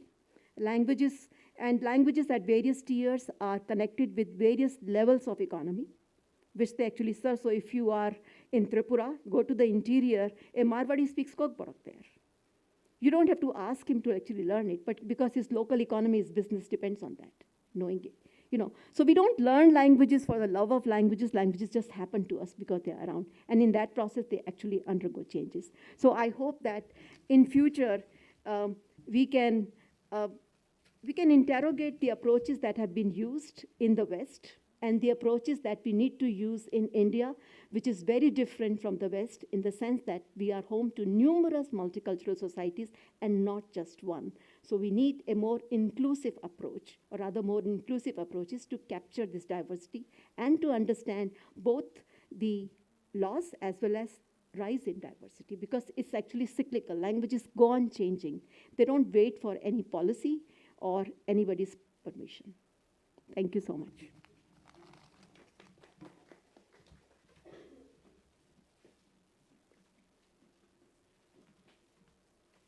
Thank you so much ma'am. देवियों और सज्जनों, अब समय आ गया है हमारे माननीय मुख्य अतिथि श्री अतुल कोठारी जी को मातृभाषा दिवस समापन समारोह के लिए आमंत्रित करने का। डॉक्टर कोठारी जी की इतनी उपलब्धियां हैं कि नहीं सर, कुछ तो बोलने दीजिए। समय बहुत दौड़ रहा है, मैं सामने वाले को देख रहा हूँ।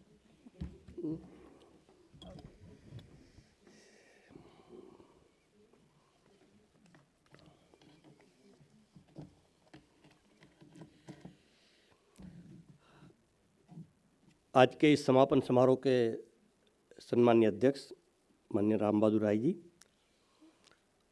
अन्य विद्वान वक्तागण, सभागार में उपस्थित सभी विद्वान आचार्य बंधुओं बहनों, प्रिय छात्र भाई और बहनों,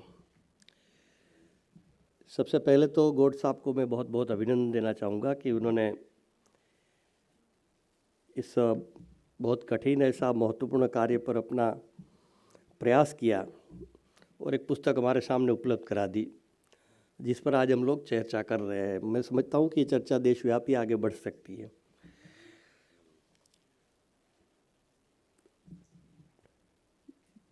हमारे देश में डॉक्यूमेंटेशन में बहुत हम वीक हैं। हम हमेशा विदेशी डॉक्यूमेंट्स है उस पर डिपेंडेंट रहते हैं। धर्मपाल जी ने 10 ग्रंथ लिखे हैं। जिस समय का हमारे पास कोई बहुत आधार नहीं थे, डॉक्यूमेंटेशन नहीं था, इस विषय पर उन्होंने ग्रंथ लिखे हैं।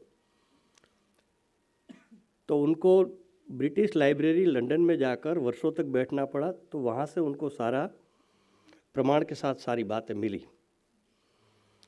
हमारा देश की सारी बातें ब्रिटिश लाइब्रेरी में से मिली, अंग्रेज़ों के डॉक्यूमेंट्स से मिली, हमारे पास नहीं था कुछ। तो इस दृष्टि से ये जो गौड़ साहब ने प्रयास किया है कि इस दिशा में एक बहुत अच्छे प्रयास की आवश्यकता है, और सिंह साहब ने भी इस बारे में काफ़ी सुझाव दिए हैं। बहुत अच्छे सुझाव है वो, कि बहुत लोगों ने अलग अलग काम किया है, लेकिन उनको सब कहीं जगह एक जगह इकट्ठा करके फिर समग्रता से इस पर काम किया जाए, तो एक बहुत अच्छा सुझाव है। मुझे लगता है इस पर काम करने की आवश्यकता है। और ये जो आंकड़ों की मायाजाल है, उसमें ज़्यादा जाने की ज़रूरत नहीं मुझे लगता है, क्योंकि हर व्यक्ति की अपनी अपनी पद्धति रहती है, अपना अपना इंटरेस्ट रहता है, सारी बातें आ गई हैं। और हमारे देश में तो कहावत थी कि 12 गाँव पर बोली बदले, यानी लगभग 25 किलोमीटर के बाद बोली बदल जाती है। तो इसको अलग भाषा में गिनना नहीं गिनना, ये अपना अपना तर्क हो सकता है।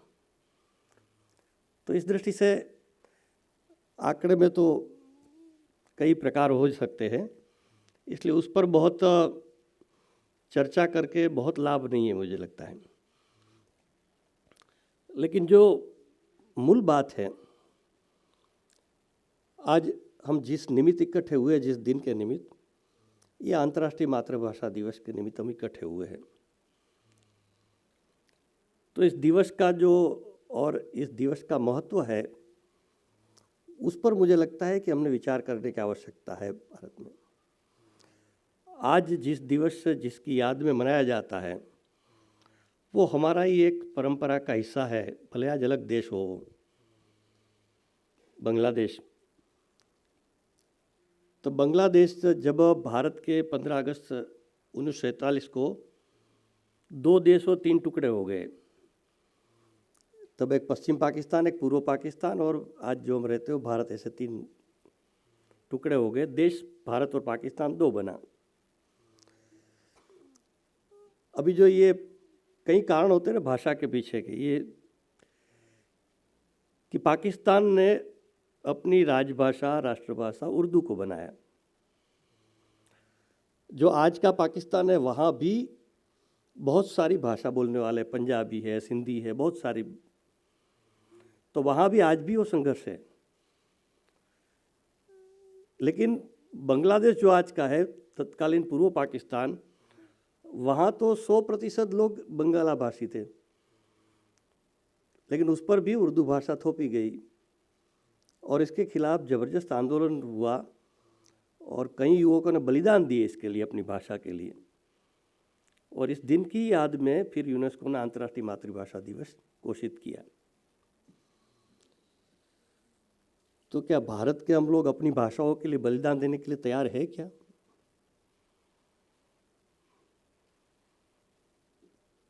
चलो, बलिदान देने की ज़रूरत नहीं है, लेकिन हमारी भाषा के लिए जो आवश्यक बातें हैं, कार्य है, और हमारी भाषाओं को पुनर्स्थापित करने के लिए हम कुछ प्रयास कर सकते हैं क्या, सब मिलकर? जैसा अभी शोभना जी कह रही थी, बहुत अच्छा है कि पंजाबी को, मैं पंजाबी नहीं जानता, नहीं बोल सकता हूँ, वो गर्व से बोलते हैं। यानी कोई भी पंजाबी एक उदाहरण, अलग अलग सारी भाषाओं की। तो इस दृष्टिकोण से पहला कार्य करने की आवश्यकता है कि हमारी भाषाओं को पुनर्स्थापित करना ठीक ढंग से। किसी भाषा का हमारा विरोध नहीं है, लेकिन आचार्य विनोबा भावे जी ने कहा था कि मैं दुनिया की सब भाषा का सम्मान करता हूँ, और सिर्फ सम्मान नहीं करता, विनोबा जी फ्रांस, जर्मन, ऐसी कई भाषाएं जानते थे, लेकिन वो कहते हैं कि मेरे देश में मेरी भाषा अपमानित हो, वो मैं सहन नहीं कर सकता हूँ।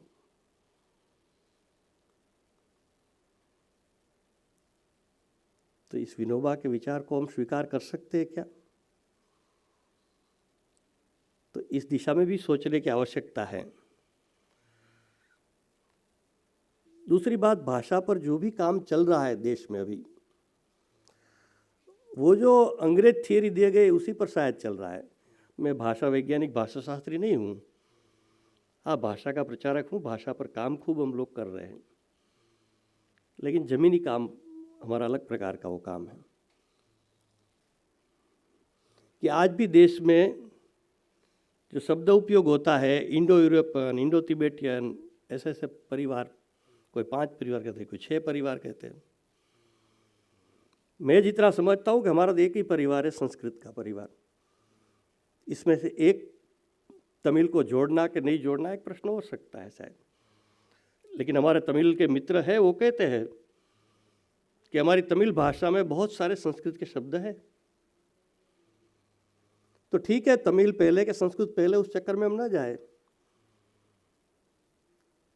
लेकिन दोनों भाषाएं जुड़ी हुई है एक दूसरे के साथ। तो जो शास्त्री जी ने भी कहा कि हमने भाषा के नाम पर विभेद खड़े किए स्वतंत्र भारत में, भाषा को, देश को तोड़ने का एक माध्यम लोगों ने बनाया। हमने जब 2015 में 20 दिसंबर को भारतीय भाषा मंच का गठन किया इसी दिल्ली में, तो मंच पर 10 भाषा के लोग, अलग अलग भाषा के थे, प्रमुख भाषा के। तो हमने कहा कोई इंग्लिश में ना बोले तो अच्छा है। तो तमिलनाडु से जो सज्जन आए थे उन्होंने कहा कि I can't speak in Hindi. हमने कहा हिंदी में नहीं बोलना है किसी को, अपनी अपनी भाषा में बोलना है, उसका अनुवाद ट्रांसलेशन होगा। और सब अपनी अपनी भाषा में बोले, और गुजराती सज्जन थे वो तो गुजराती में स्वयं बोले और हिंदी अनुवाद भी उन्होंने ही किया। फिर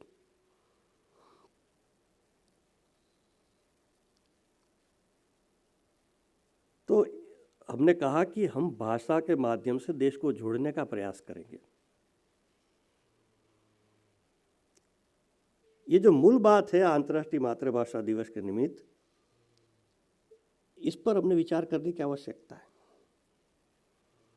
भाषाएं कितनी भी हो, बोलिया भाषा, ये एक, इसकी भी एक काफ़ी बहस चलती रहती है, भाषा के विमर्श होता है। तो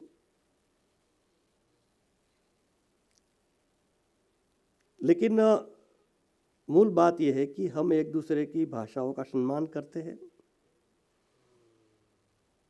जो 1968 की पॉलिसी में 3 लैंग्वेज फॉर्मूला आया, उसका तात्पर्य क्या था कि हिंदी भाषी प्रदेश के लोग एक अन्य भाषा सीखें और दक्षिण और अन्य भाषा के लोग हिंदी सीखें। क्या इस पर हमने व्यवहारिक काम किया? क्या नहीं हुआ।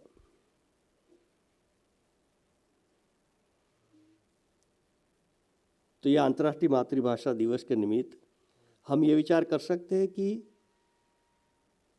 हमारी भाषा जो भी हो, उसके अलावा एक भाषा हम सीखने का प्रयास करेंगे। तो अपने आप जुड़ाव हो जाएगा। भेद क्या है, विभिन्नता क्या है, ये ढूंढते रहते हैं बहुत लोग भाषाओं में। मैं एक बार मैथिली भाषी लोगों के कार्यक्रम में गया था, तो 3 लोग मैथिली भाषा में बोले पहले। चौथे एक सज्जन खड़े हुए, उन्होंने कहा कि हम लोग 3 पहले भी मैथिली में बोले, मैं भी मैथिली में बोलूँगा। मैं उस कार्यक्रम की अध्यक्षता कर रहा था, तो अतुल जी कितना समझेंगे, मुझे प्रश्न है, ऐसा उन्होंने कहा। और फिर इनका भाषण दिया और बैठ गए। तो मैं खड़ा हुआ, मैंने कहा कि बात बहुत अच्छा प्रश्न आपने उठाया। मैंने कहा मैथिली में 60 से 70% शब्द तो हिंदी के हैं, उसको न समझना कोई प्रश्न नहीं है। मैंने 20 शब्द उसमें लिखे रखे थे, उन्होंने 4 लोगों ने भाषण किया इसमें से। मैंने कहा 20 शब्द है वो गुजराती के शब्द है मैथिली में, तो वो भी मैं सरलता से समझ सकता हूँ। फिर नहीं समझने का कहाँ प्रश्न खड़ा होता है। तो गुजरात में भी नाम के पीछे भाई बोलते हैं, उड़िया में भी नाम के पीछे भाई बोलते हैं।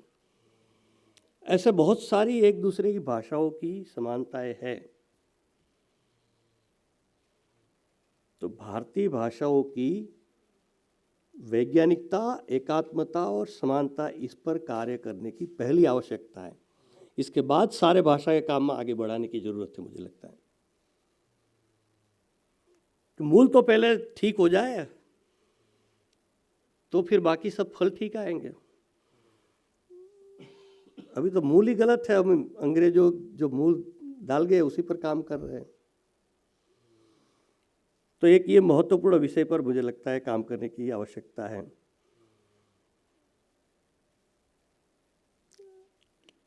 एक आती है कि मल्टीकल्चर का देश है भारत, और इसी से जन्म आया कि आर्य बाहर से आए थे, द्रविड़ यहाँ के थे, उन्होंने आक्रमण करके अपना राज स्थापित किया।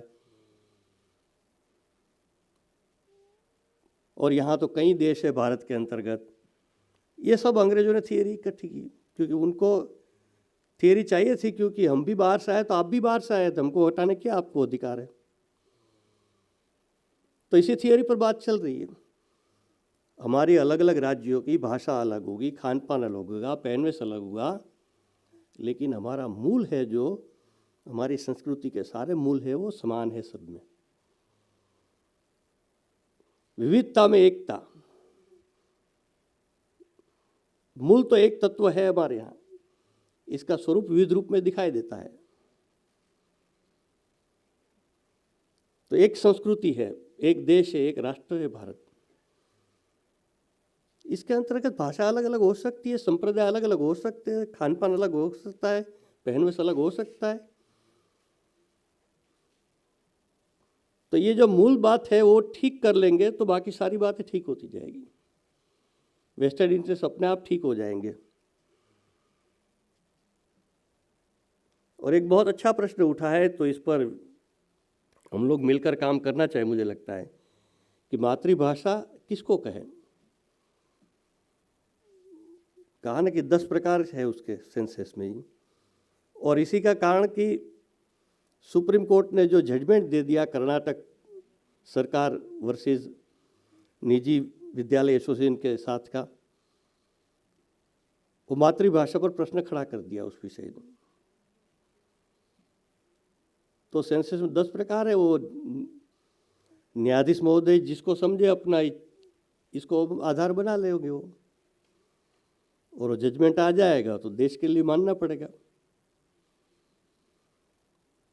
तो इसलिए इस पर एक हम सब ने मिलकर प्रयास करने की आवश्यकता है। जरूर हम इस पर भी प्रयास करने का विचार करेंगे। और सबसे एक अंतिम बात कहकर मेरी बात पूरी करूंगा कि मूल जो हमारे देश में भाषा का प्रश्न है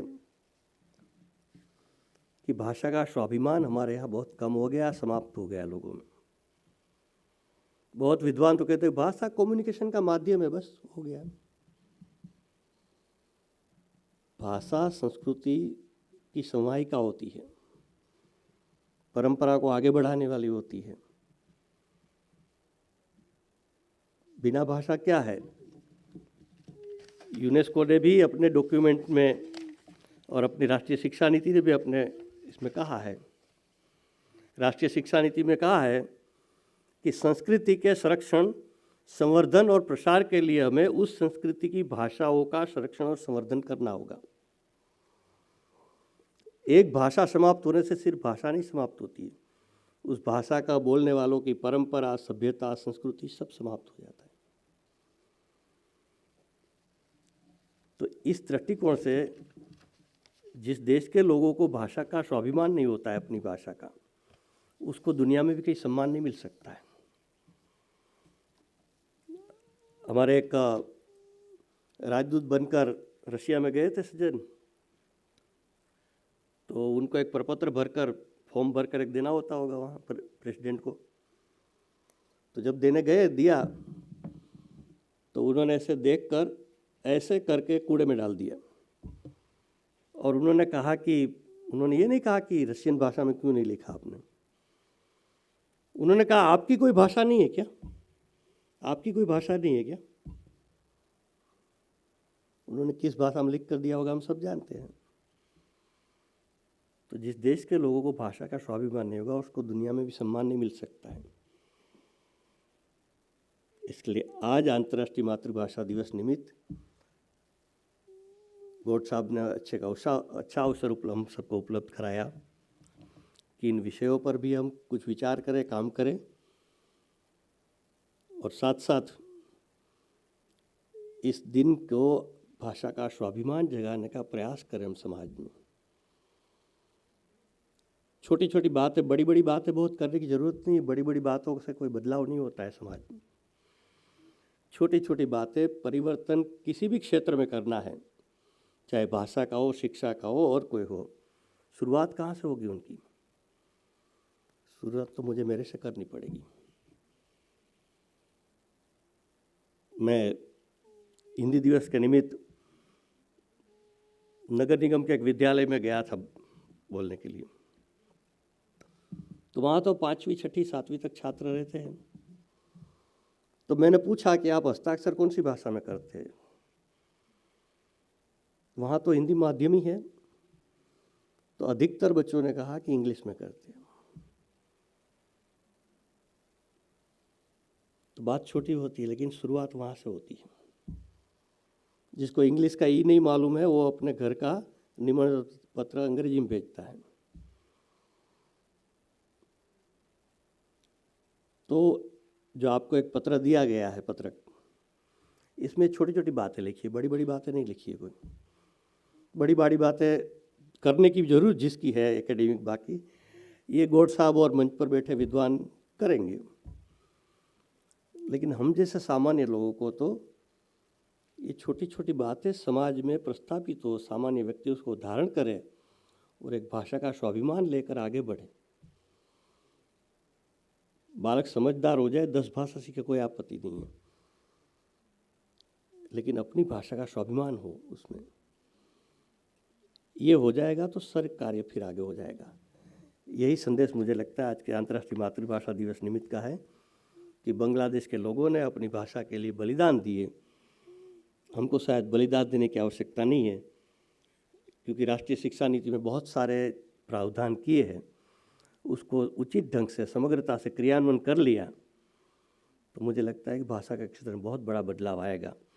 लेकिन लोकतांत्रिक व्यवस्था में, डेमोक्रेसी सिस्टम में कोई भी नीति का क्रियान्वयन, इम्प्लीमेंटेशन का काम जितना सरकार का होता है उतना ही समाज का होता है। और शिक्षा नीति की जब बात करते हैं, क्योंकि बाकी नीतियों में जैसे जीएसटी है, आर्थिक नीति, जीएसटी लागू करना है, अनिवार्य है उस छोटी सी दुकान वाले को भी, वो नहीं करेगा तो जेल में जा सकता है। लेकिन शिक्षा नीति में जो बात आ गई कि भाई द्विभाषा में हायर एजुकेशन होना चाहिए, किसी विश्वविद्यालय ने, कॉलेज नहीं किया, कोई जेल में नहीं डाले, कुछ नहीं होता है उसको। तब इस नीति को क्रियान्वयन का, इम्प्लीमेंटेशन का भार हम पर, शिक्षा जगत के लोगों का ज़्यादा है। सरकार ने तो प्रावधान कर दिए हैं, और जिस इंडिजिनियस और ट्राइबल लैंग्वेज की बात की है गौर साहब ने, इस पर भी बहुत अच्छे प्रावधान किए हैं। क्योंकि राजभाषा एक होती है, राज्य की भी राजभाषा होती है। देश की राजभाषा हिंदी है, राज्यों की अपनी अपनी राजभाषा होती है।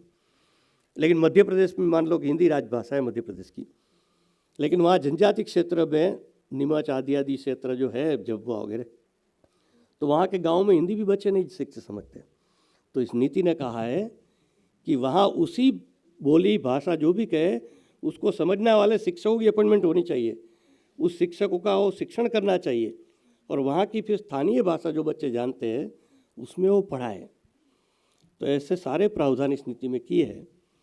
तो इसको हम ठीक से देखें, इस पर विचार करें और इस पर क्रियान्वयन का काम करें, तो मुझे लगता है कि ये भाषा का जो संकट है देश में बहुत बड़ा, इसमें से हम बाहर आ जाएंगे और फिर से भारतीय भाषाओं को स्थापित करने में हम सफल होंगे। गौर साहब को बहुत बहुत अभिनंदन और धन्यवाद भी कि मुझे इस कार्यक्रम में निमंत्रित किया और कुछ मेरे विचार व्यक्त करने का अवसर भी दिया। आप सभी का भी बहुत बहुत धन्यवाद।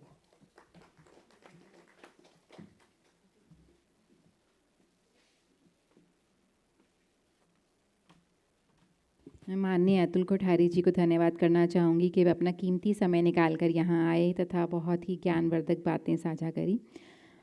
इसके बाद मैं यहाँ पर न्यौता देना चाहूँगी श्री राम बहादुर राय जी को, जो कि हैं अध्यक्ष इंदिरा गांधी राष्ट्रीय कला केंद्र न्यास, कि वो यहाँ आएँ, सभा को संबोधित करें तथा इस कार्यक्रम का समापन करें।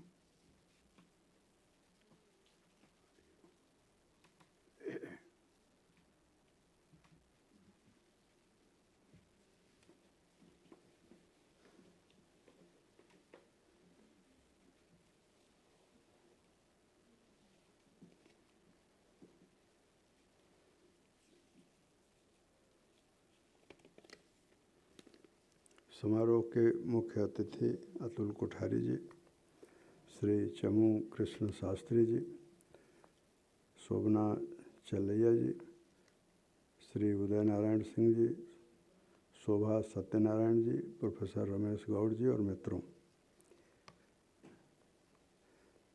यूनेस्को ने दरअसल ये अवसर हमको उपलब्ध कराया है और ये मेरी समझ से बहुत महत्वपूर्ण अवसर है और थोड़े दिनों में ही, बहुत कम समय मिला, लेकिन रमेश जी ने जो काम किया है मैं समझता हूँ स्थायी महत्व का काम है, जिसका के बारे में उदय नारायण सिंह जी ने और बाकी लोगों ने भी कहा कि इससे जिनको भी भाषा, मातृभाषा के बारे में या जो विलुप्त हो रही भाषाएं हैं उनके बारे में जानना हो तो इस पुस्तक से मदद मिल सकती है। मैं आपको बताऊं कि एक बार यूनेस्को के हेडक्वार्टर में जाने का मुझे मौका मिला और संभवतः वर्ष था 1994। पीवी नरसिंह राव को वहाँ महात्मा गांधी के 150वीं जयंती पर एक व्याख्यान देना था, तो मैं जनसत्ता अखबार की ओर से प्राइम मिनिस्टर के साथ जो पत्रकार जाते थे उसमें मैं भी गया था और यूनेस्को के ऑडिटोरियम में प्राइम मिनिस्टर का भाषण हुआ गांधी जी पर। यूनेस्को के ही दौरे में, यानी पेरिस में वो यूनेस्को का हेडक्वार्टर है और पेरिस में ही प्रधानमंत्री के और भी कार्यक्रम थे और उसी दौरे में प्रधानमंत्री से मिलने के लिए चुपके से दो लोग आए। एक का नाम था इसाक सू और दूसरे का नाम था टीएच मुइवा और दोनों उस समय एनएससीएन के बड़े नेता थे। उसमें से एक तो मारे गए हैं, मर गए हैं या मृत्यु हो गई है, एक अभी भी हैं। मैं उस तरफ नहीं जाऊंगा, लेकिन ये मातृभाषा दिवस एक ऐसा अवसर है जब हम भाषा के बारे में विचार कर सकते हैं और जब यहाँ बातचीत हो रही थी, बहुत काम की बातें की गई हैं, कही गई हैं, चमू कृष्ण शास्त्री से लेकर के और आप सब लोगों ने। तो मुझे याद आ रहा था कि एक बार संस्कृत के विद्वानों के बीच में संस्कृत का कोई सम्मेलन था, उनके विद्वानों के बीच में उनके मुख्य अतिथि, जैसे आज हमारे अतुल कोठारी जी हैं, उस तरह से उस दिन डॉक्टर हजारी प्रसाद द्विवेदी उनके मुख्य अतिथि थे और मुझे वो हजारी प्रसाद द्विवेदी जी का जो भाषण है वो अब पुस्तकों में भी उपलब्ध है। आप में से कोई अगर चाहे पढ़ना तो डॉक्टर हजारी प्रसाद द्विवेदी की एक पुस्तक है हिंदी में, भाषा समस्या, भारत की भाषा समस्या, और उस भाषा समस्या में वो पहला लेख जो उस पुस्तक में है वो संस्कृत के विद्वानों के बीच में दिया गया उनका भाषण है, वो जिसमें वो कहते हैं कि भारत को कई हजार साल तक, उन्होंने 5-6 हजार साल कहा है, भारत को 5-6 हजार साल तक संस्कृत ने जोड़े रखा। जब मैं हरजाई प्रसाद द्विवेदी जी की ये बात, और फिर उसके बाद वो बताते हैं कि लेकिन मैं अगर आज ये कहूँ कि संस्कृत ही इस देश की राष्ट्रीय भाषा होनी चाहिए, तो मैं आज की जो हकीकत है, यथार्थ है, उसके विपरीत बात करूँगा। इसलिए आज की हकीकत क्या है उसके बारे में फिर उन्होंने बताया और उन्होंने कुछ सुझाव दिए। मैं हजारी प्रसाद द्विवेदी जी का उल्लेख इसलिए करना चाहता हूँ क्योंकि आज की ज़रूरत क्या है, अगर हम ये समझें तो मातृभाषा दिवस का हम ठीक से उपयोग कर सकते हैं। और समस्या कहाँ है, आज की ज़रूरत क्या है और समस्या क्या है? तो मैं समझता हूँ कि समस्या एक तो ज़रूरत यह है कि भाषाओं का संरक्षण हो।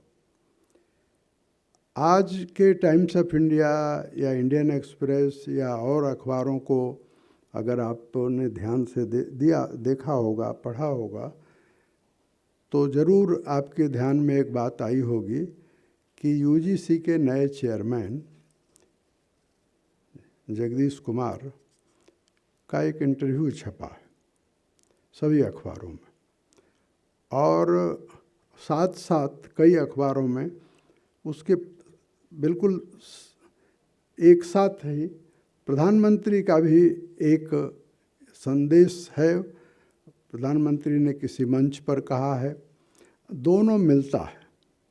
और वो डिजिटल यूनिवर्सिटी की कल्पना है उसमें।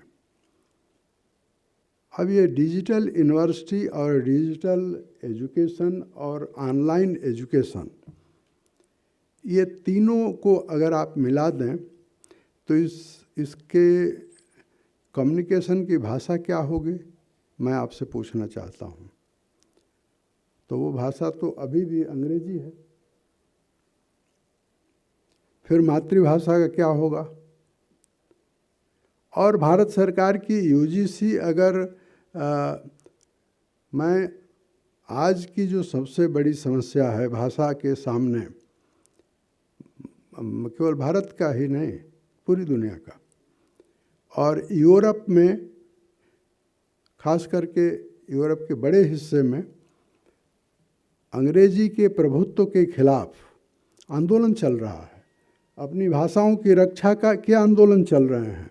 भारत में उसकी सुगबुगाहट होगी, कई साल बाद होगी, लेकिन जिन लोगों ने वहाँ अध्ययन किया है, जो लोग वहाँ से होकर के आए हैं, वे इस बात को कह रहे हैं। और एक तरफ तो हम मातृभाषा दिवस को खूब ज़ोर शोर से मनाना चाहते हैं, और दूसरी तरफ डिजिटल कॉलोनाइजेशन को हम बढ़ावा देना चाहते हैं। ये दोनों नहीं चलेगा। तो ये मैं समझता हूँ कि एक समस्या है। और ज़रूरत क्या है वही कह करके मैं अपनी बात पूरी करूँगा, क्योंकि मैं जानता हूँ कि काफ़ी समय हो गया है। मैं इस बारे में बहुत कुछ कह सकता हूँ, क्योंकि भाषा के लिए हमने जेल भी काटा है। भाषा आंदोलन में मैं 1966 में पता नहीं कितनी बार जेल गया हिंदी के लिए। तो लेकिन मैं ऐसा समझता हूँ, संविधान का विद्यार्थी होने के नाते, मैं उदय नारायण सिंह जी नहीं जानता कि आप मेरी बात से, या मैं यहाँ मंच पर जो भी लोग बैठे हैं, मैं नहीं जानता कि वो मेरी बात से कितना सहमत होंगे। और लेकिन मैं ये कहना चाहता हूँ कि पहली जो ज़रूरत है, आप सब अगर सहमत हों तो ये आवाज़ उठाइए कि संविधान में जो एर्थ शेड्यूल है उसको समाप्त करिए। पहला काम ये क्यों एर्थ शेड्यूल है, और ये ऐसा शेड्यूल है जो हनुमान जी की पूंछ की तरफ बढ़ता चला जा रहा है। जब संविधान बना तो 8वीं अनुसूची में एर्थ शेड्यूल में 14 भाषाएं थी, आज 22 भाषाएं हैं। और अगर आप आरटीआई का इस्तेमाल करके पूछें तो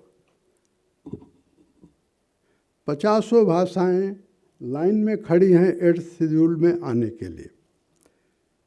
ये क्या मतलब है? जब आप लोकतंत्र में रहते हैं, हम लोकतंत्र में हैं और हमको अपने लोकतंत्र पर गर्व है। भारत की जो जनता है वो अपढ़ हो सकती है, लेकिन वो शिक्षित जनता है। हमारे मित्र ने नागालैंड की बात की, मैं कहूँ आपको अरुणाचल की बात। इसको मैं जो टेबल रमेश जी ने बनाया है, तो मैं इसको बड़े ध्यान से देख रहा था, पढ़ रहा था, और मेरी नज़र अरुणाचल के उस बोली पर गई, आदि।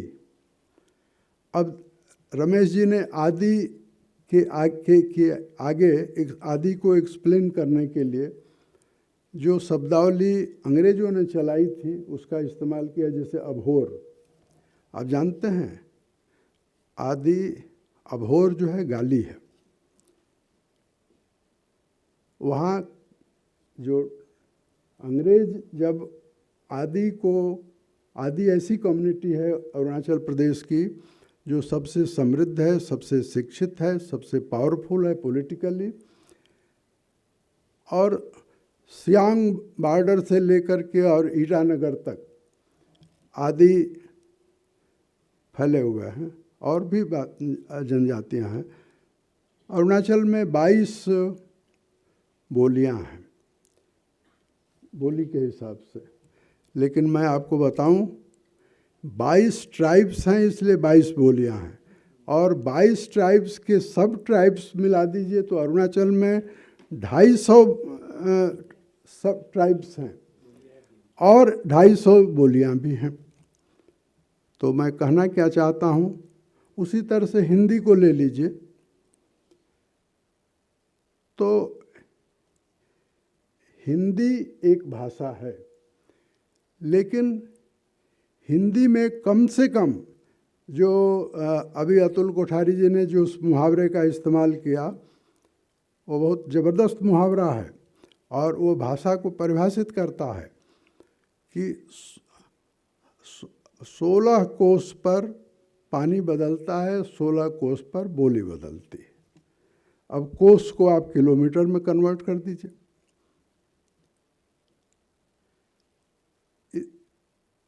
यानी भाषा की विविधता, मैं उस पर नहीं जाऊंगा कि भाषा का अर्थ क्या होता है, क्योंकि आप सब जानते हैं कि केवल अतुल कोठारी जी ने ठीक कहा कि भाषा में सब कुछ है। भाषा में जीवन है, भाषा में संस्कृति है, भाषा में जो भविष्य में सोचते हैं वो भी है।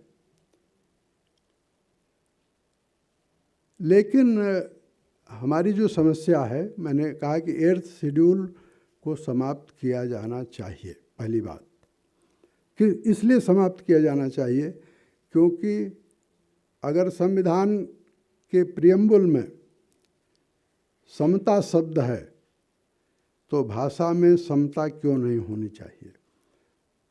और समता के लिए ज़रूरी यह है कि संविधान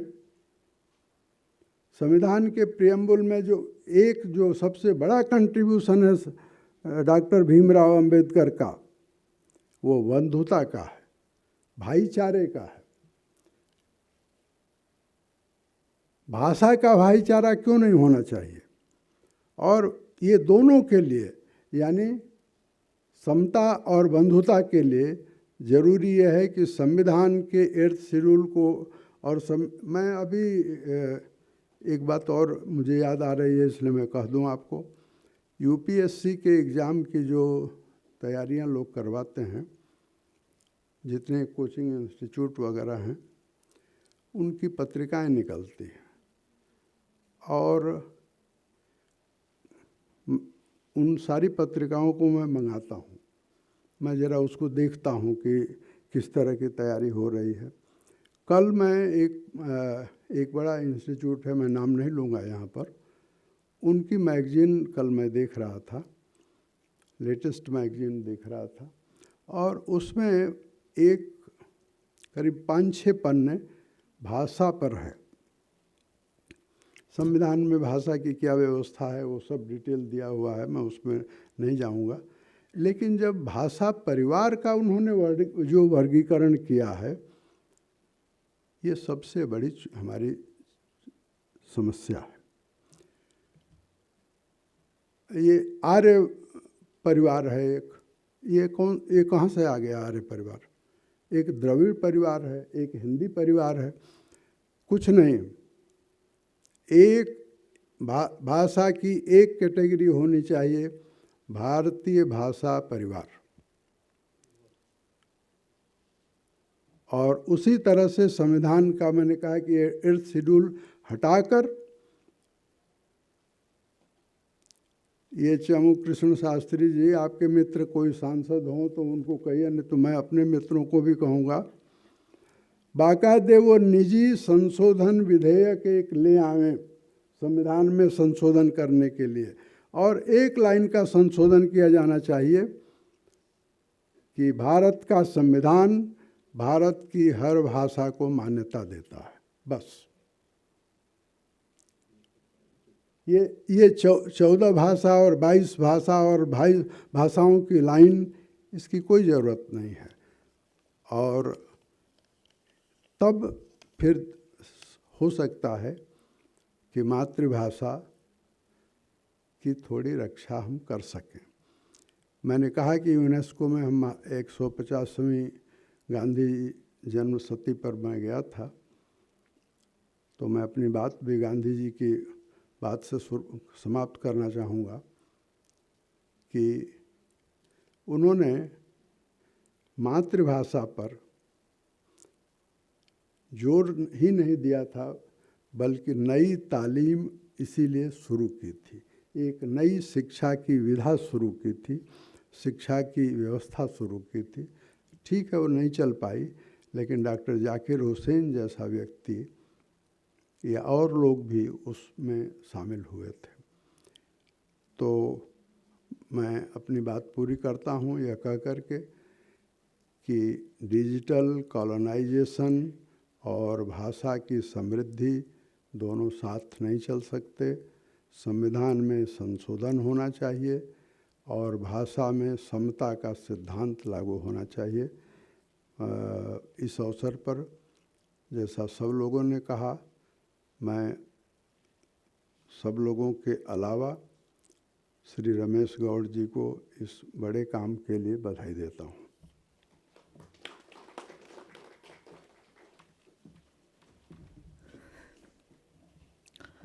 बहुत बहुत धन्यवाद sir.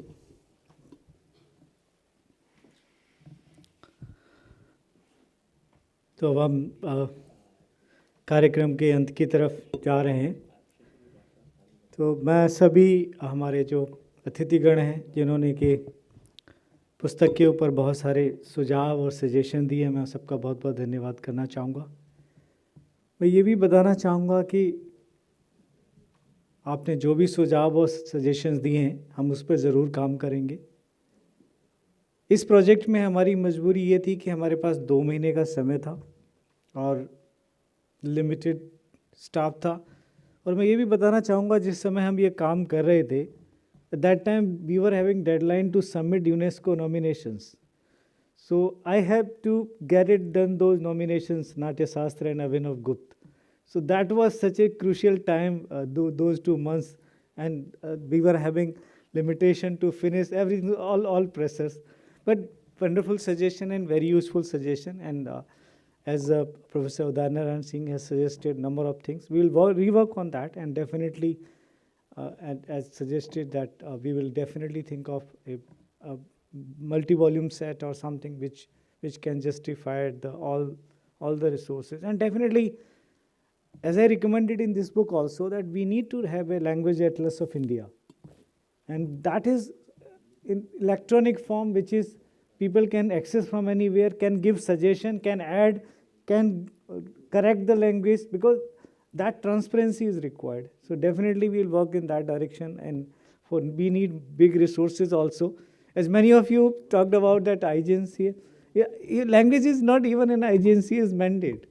This is, and IGNCA is not having any resources to do any kind of such project or take any activities. Even this Mother Language Day is being celebrated from last 3 years only. Before that, we did never have that kind of programs and activities.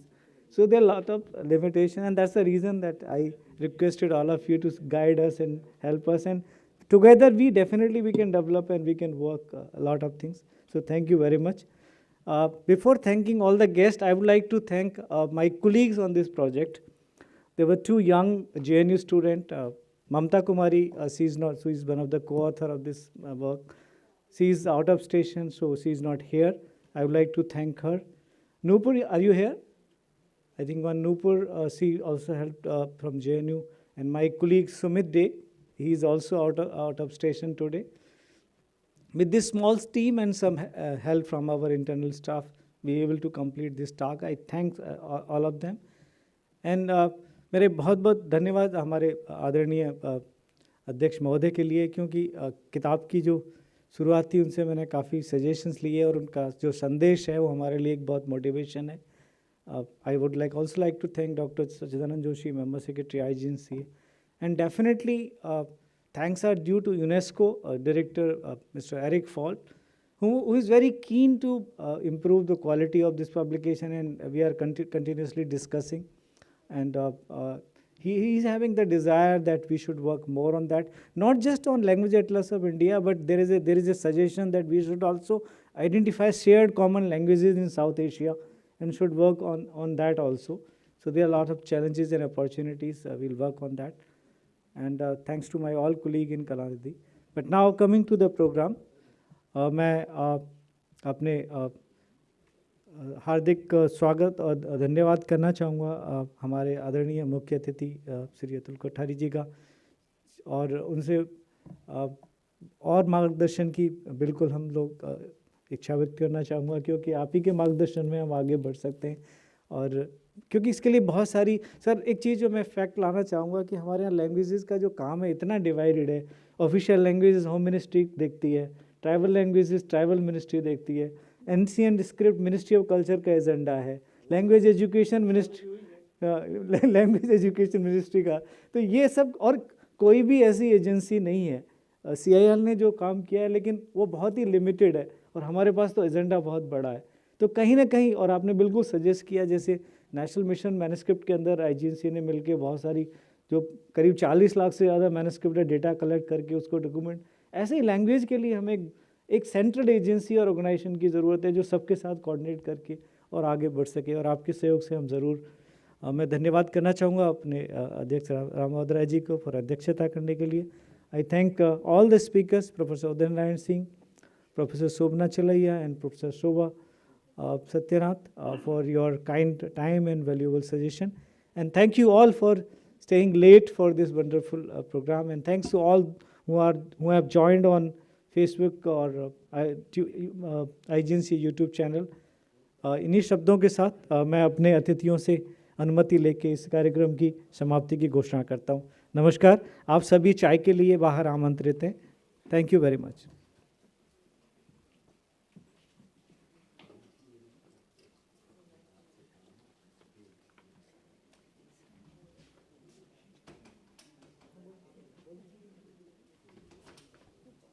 देवियों और सज्जनों, मैं हमारे सभी मुख्य अतिथियों तथा सभी माननीय अतिथियों का धन्यवाद कहना चाहूँगी कि वे अपना कीमती समय निकाल